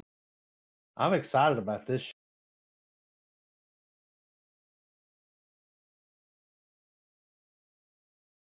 Do you know what Where'd everybody years go? it covers? The Bush years. Yeah. Right before they're going into office, because he's like, you can be the president. The way it looks in the movie was like Cheney. Was it Dick Cheney? Was Cheney over Lockheed Martin? Or was No, it he was Rumsfeld? Halliburton. He worked at Halliburton. And also, I mean, back in the day, I heard that Bush had some money in that too. Really? Well, I mean, isn't it crazy that they get elected president and then there's a fucking war? Happens? Yeah, it's real crazy, dude. What's real crazy was one time there was this guy that tried to sneak in to the archives and sneak out some of those documents. Yeah. Yeah, he's not with us anymore. Of course. Yeah, because he tried to go in there. I remember watching a documentary around the time of Loose Change. Y'all familiar with Loose Change? Yeah. The 9/11 documentaries, they're great. Yeah. 9/11 was an inside job. I don't care what anybody says. I know. Our government for sure knew that shit was going to happen, if not planned it. You expect me to believe some fucking Muslim that's fucking herding fucking goats around, you know, some masterminded that shit? Beat our whole fucking security system? Yeah. No. I can't even fucking get a little bottle of shampoo on the plane. Yeah, and they got all, you know what I'm saying? They got all these box cutters and shit on there. Have you guys ever fucking been through TSA? No. They search everything, dude. How the fuck you gonna get a box cutter on a plane? Dude, they flagged my ass because I had boiled peanuts in my bag. Wow. Yeah. And they let me keep them.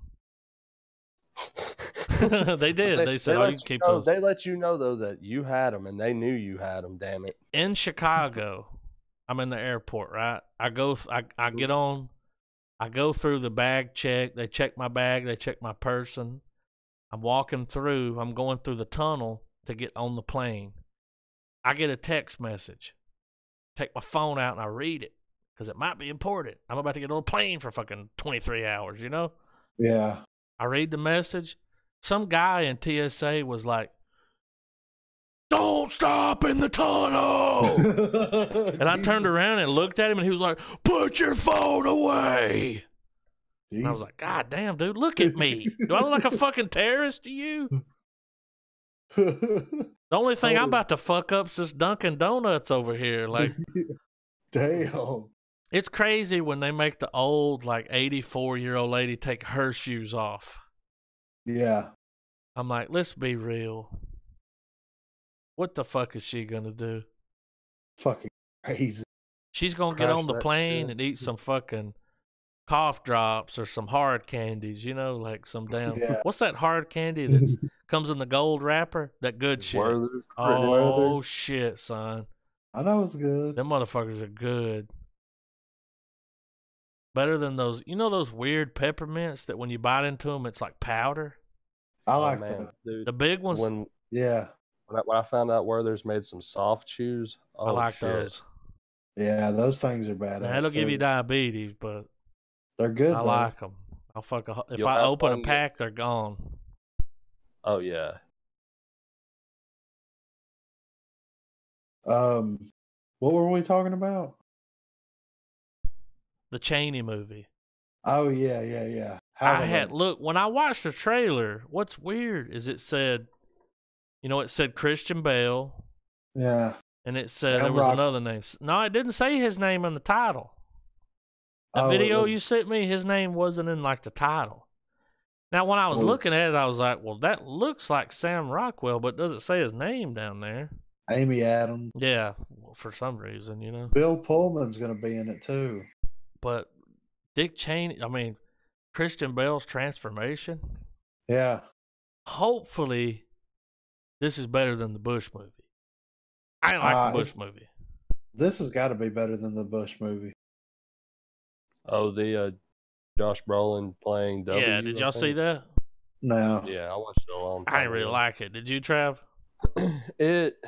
It was an okay. There was a hidden agenda there, though. I didn't really It like was that. It was a boring movie. Him choking on that pretzel was awesome. Did the pretzel almost take him out? Yeah. He was watching a football game, maybe the big game, the Super Bowl or something. Yeah. Choked on a goddamn pretzel, man. It almost killed him. Wow. I think what this movie is going to show us. Now, I don't know if y'all watched. We'll take a minute here. Like, being the president of the United States is a huge accomplishment. For some people, it's not an easy job to get. George W. Bush, right? Yeah. I get them mixed up. There's too many George Bushes. George W. Bush passed away Saturday. That's H.W. Bush. Yeah, George H.W. See, I get them mixed up because it's like, well, goddamn. 41 passed away. All right, 41 passed away either last Saturday night or Sunday night. I can't remember. Yeah. I remember I was awake 10 minutes after the headline dropped, and I was like, oh, shit, Bush is dead. Yeah. Now, last time I saw him, he was in a wheelchair, and he looked like he wanted to die. He's in bad shape. I'm just saying, he was in bad shape. Yeah, but damn. Now, over the years, I've seen tons of photos of him playing golf with Bill Clinton. Him and Bill Clinton were big buddies. Wait, this is going to fucking blow y'all's mind. Do y'all know who, all right, George W. Bush, do you know who, like, his best friend is? Who he hangs out with all the time? Y'all ain't going to guess it. Travis, y'all got to guess? Fucking Hillary? It is a woman. Oh, is it? It is a woman. Michelle Obama? It's Michelle Obama, dude. That's weird. They're like huge friends. It's weird. They probably both fucked Obama. Or Obama fucked both of them. I'm just saying. So I watched the funeral today. Or at least the ass end of it. Well, I watched a little bit. I saw the Bush girls get up and speak. Right home, And then I saw a clip later that they uploaded of Bush giving his eulogy for his father. And at the end of it, he cried, man, and it was real. Because he started to say something about how he was a great father, to him and his sister. And he broke, his voice cracked when he said it, and it was real. Yeah. And then he quickly finished up and got out of there. I feel bad for him. His dad died. Whether the guy was the main motherfucker, like, there's footage of him on YouTube saying, we're going to start a new world order. It's happening, Yeah. He was the one. And then the whole Desert Storm thing, some shit didn't, add up when he was in office. And I've always thought this, like, the fact that HW and then W were both the president, a father and son, like one president apart. Yeah. Is what a fucking, how crazy is the world we live in that a father and a son can both be the president, And I know it happened once a long time ago. Yeah. But in the world where you see that, where it's like, oh, wow. So you have, basically, HW's in there, like George W. Bush was just carrying on what he was trying to do, what the other motherfucker, it was like, yeah, he was just the puppet. I think what we're going to learn from this Cheney movie is that Cheney was pulling the strings. He was the man behind I think that George W. Bush is just a stupid motherfucker that was the president. He had no idea what these motherfuckers were using him for. Like, yeah, I think he was too, because he's like Simple Jack. He's like, I want to see it in my head movies. You make me happy. Yeah. He's like Simple Jack. What was crazy was whenever Jeb Bush was running for president this last time. Yeah. I saw a bit where he came on Fox News with Jeb. And he was like trying to, because he was president, he was going to come on there and say, I think you should vote for my brother. But what was weird, man, was he had long hair. Like, what? long hair. Longer than, like Like, Yeah. come down past his neck. All right, his hair was long, and all he could talk about was his dog paintings. So in Oh, his shit. free time, George Bush likes to paint. I've seen his paintings. They're not that bad, right? No, they're not bad at all. I don't know what kind of medicine they got him on, but it's really good. You know? Don't you wish you had some? I think that, I don't know, they used him. Yeah, of I course. think it was used, man. And I'm sure he got rich and he kind of knew what was going on.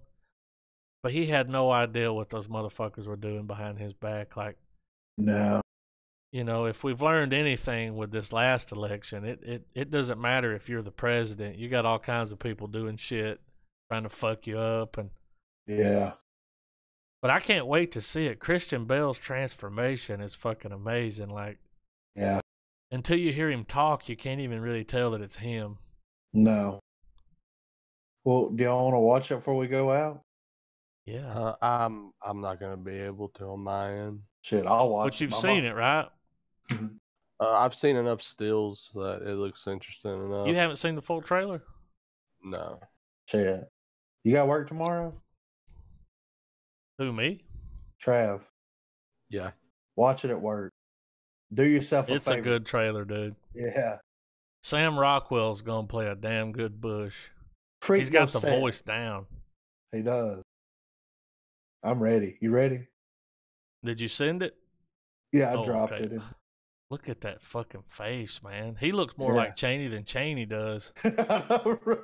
Right. You ready? I'm ready. 3, 2, 1, play.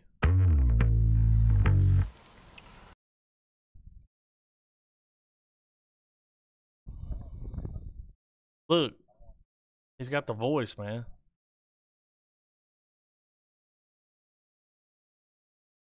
Look at that sweet tea. That shit looks good. Was that Steve Carell? Looks like the same cast.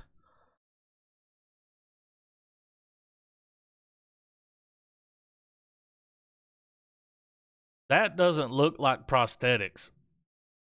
I will say this. Christian Bale's known to go the extra mile to fit the role. The Machinist, he got skinny as fuck. A little fun fact about that after this trailer.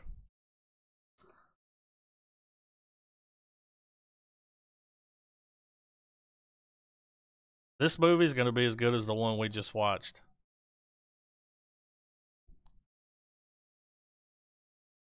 Is that Cheney, like back in the day?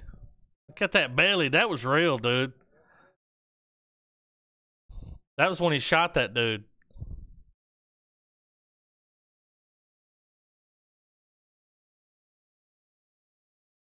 That changed the course of history. It did.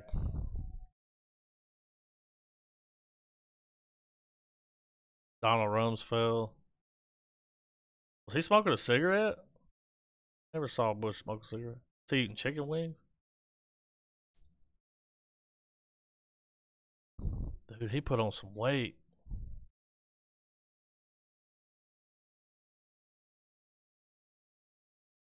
Yeah, that'll probably be nominated for an Oscar.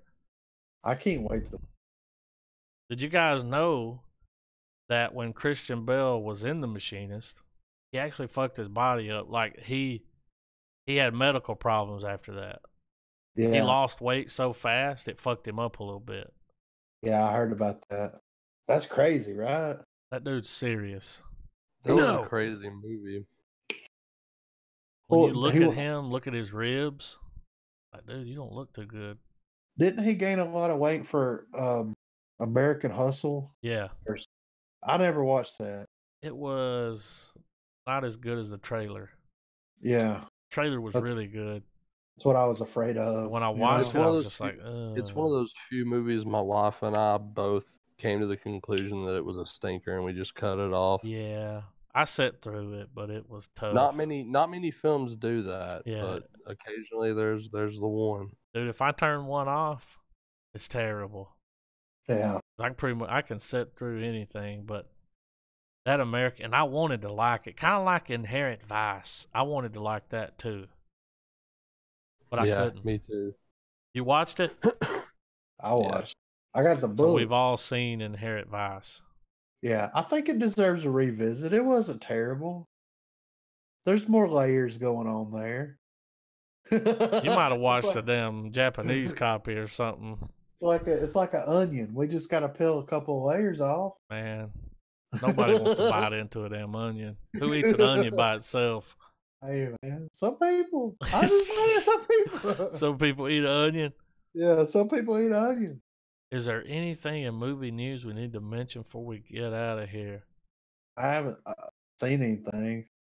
The only thing I've seen is the new Captain Marvel trailer, but I mean that's about it. Yeah, well we can hold off because apparently next week there's going to be a new Godzilla 2 trailer. Did you see the new one that they already dropped? Yeah. Avengers 4 title is supposed to drop soon as well. Everything's kind of quiet around Christmas right now. I was listening to Smodcast. Did you hear the one? I was listening to which one? The one with MC Chris? Yeah, I heard that. Finally. It was fucking good. It was good. I didn't know all that shit about him. I wish he had his own podcast. He needs a podcast. He's he's a nerd, man. He's just like us. He's one of us. He needs a Smodcast podcast. Yeah, Kevin Smith would host it. Yeah. But I was listening to Hollywood Babylon, and they talked about how Tom Cruise has been let go as who's the guy who was playing that agent? Jack something. No. Jack Reacher? Yeah. Reach. Yeah. Jack Reiner? Jack Ryan. That's it, Jack Ryan. He was playing Jack Ryan. He's been let go. He's not going to be the new Jack Ryan because he's not tall enough. What the fuck? But wasn't the dude from The Office playing Jack Reacher on Amazon? Yeah. Yeah, I think that's who they gave it to. He's got a sequel coming. Quiet Place. Oh yeah. I don't know how the fuck they're going. I don't know. He said it was going to be different. He said it's not your average, sequel. So it's going to be like fucking Cloverfield. I mean, that's the only thing it could be is a sequel like Cloverfield where it follows a different group. Because how the fuck are you going to sequelize that movie? Like, it's a one and done. You know what I mean? Like, and he can't be in it. No. So what the fuck is the point? I'd see him doing a prequel, but fuck that. Yeah, who wants to see the shit before the shit? Yeah. Like them being quiet. We saw a fucking hour and a half of that already. And don't get me wrong, I love that movie, but damn, we don't need a sequel or a prequel or anything. So it's among AFI's best film of the year. Have either of you seen or are either of you up to speed on The Walking Dead? No. I mean, I know. Do we all know what's happened? Yeah. I haven't watched it, but do you know what's happened? Yeah, I know. It's kind of hard to get on the internet without knowing. We might as well talk about it. I'm not gonna watch this season. I tried. I started the first episode. Y'all, since I've been watching this show, I think it's on its 8th season or 9. Yeah, one of the two. I mean, it's 8 or 9 years. There's never been an episode that I was like, I can't sit through this. I've downloaded and started watching the first episode. Okay.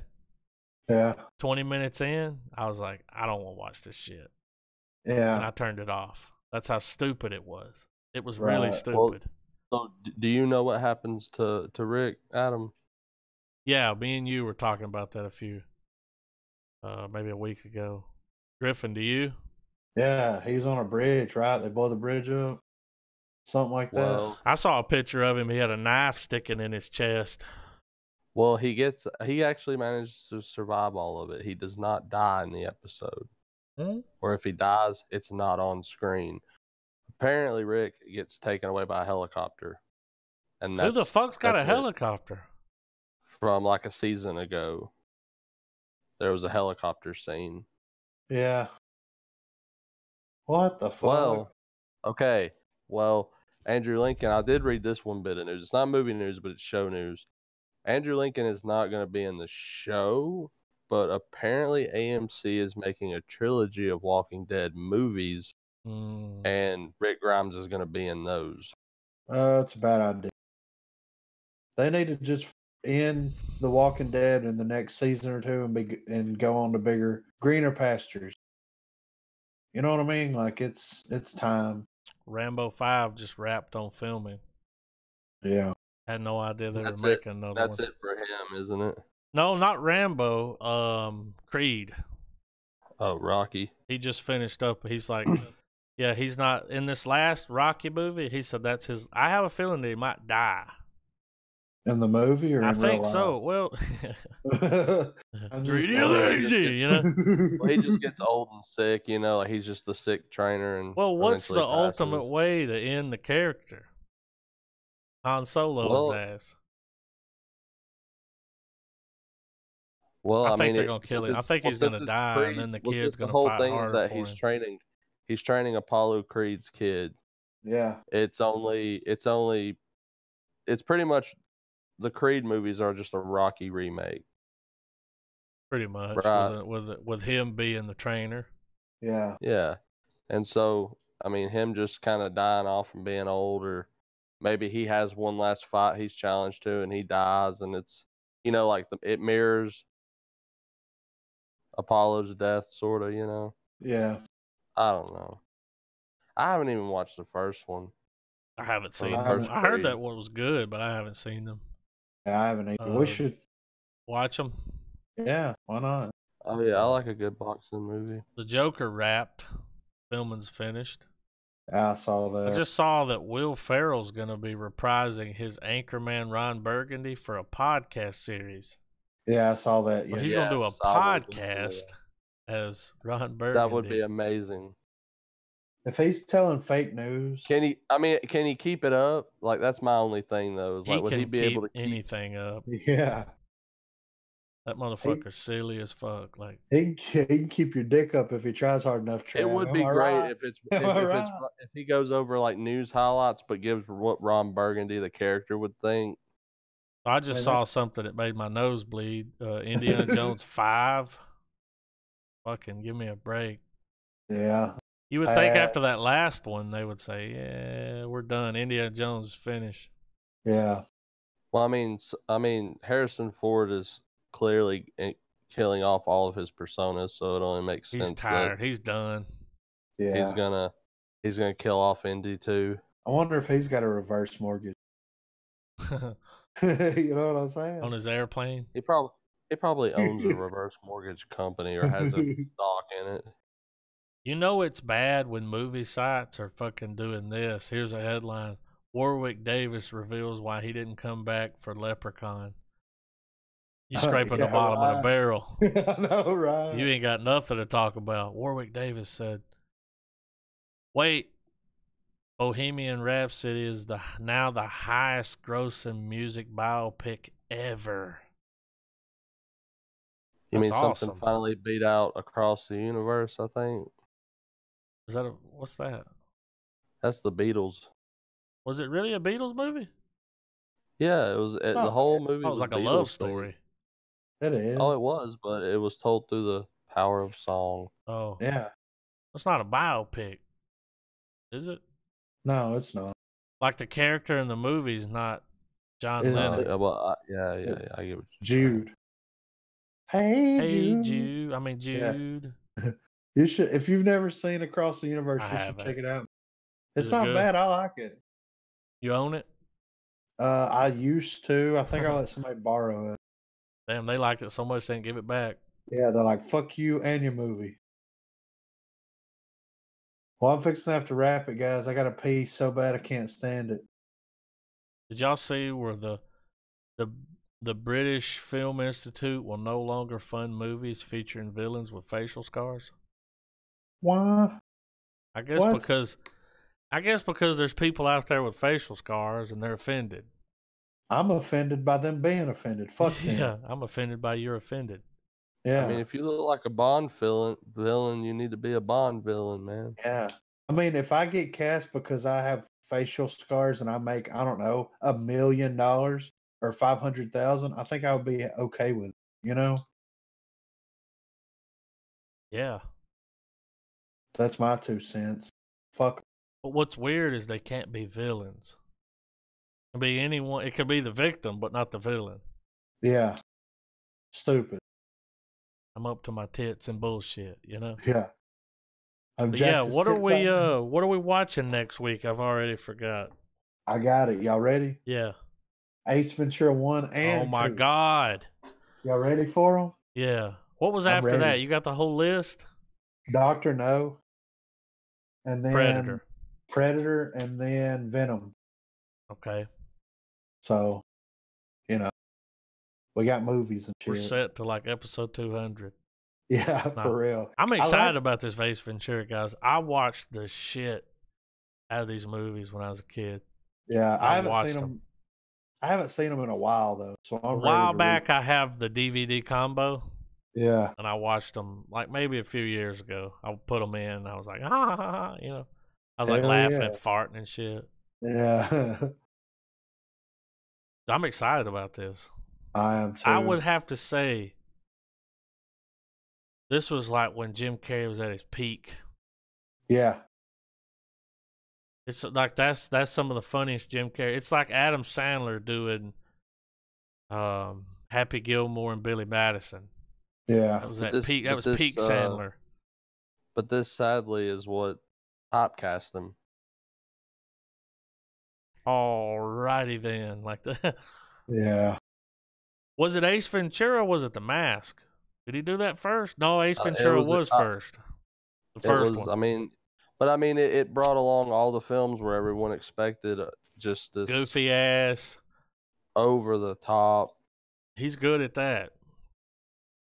But it's the way it's just because he's Jim Carrey though, because anybody could have acted that way. Yeah. But the way he pulls it off is just so funny and he's funny. Yeah. Yeah. I actually like the second one better than the first one. Yeah, same here. The first one was pretty good, but the second one was bigger and better, Bumblebee Tuna. Oh, Finkel and Einhorn has become a fucking whole new fucking like level of Psychoville and Finkel's the mayor. Laces out when his mom handed him the cookie. Yeah. Did y'all see that little predator hybrid monkey thing? Yeah, I saw that. Kind of crazy, right? Yeah. I was offended. All right, guys, I'm outie. All right, we're shutting it down. All right. Next week, we're watching both Ace Venturas. We're going to watch them both. All right, I'm already dropping stars. I think I'm dropping a Death Star already. Really? I'm pretty sure it's going to get a Death Star. I'm cool with it. If one of you motherfuckers come at me with a hearty half for Ace Ventura, I'm done with you. I'm not giving it a half at all. I already know what I'm giving it. I'll show up at your work like, hearty half. Yeah. Here's a hearty half can of gas, and a match. No. I'm just kidding. Keep it real. Keep it real. Check us out on Lines. We're on there. We're the only real estate podcast out there. OG, original. Adam G, keep it real. Anything y'all want to say? I got to pee. Checks in the mail.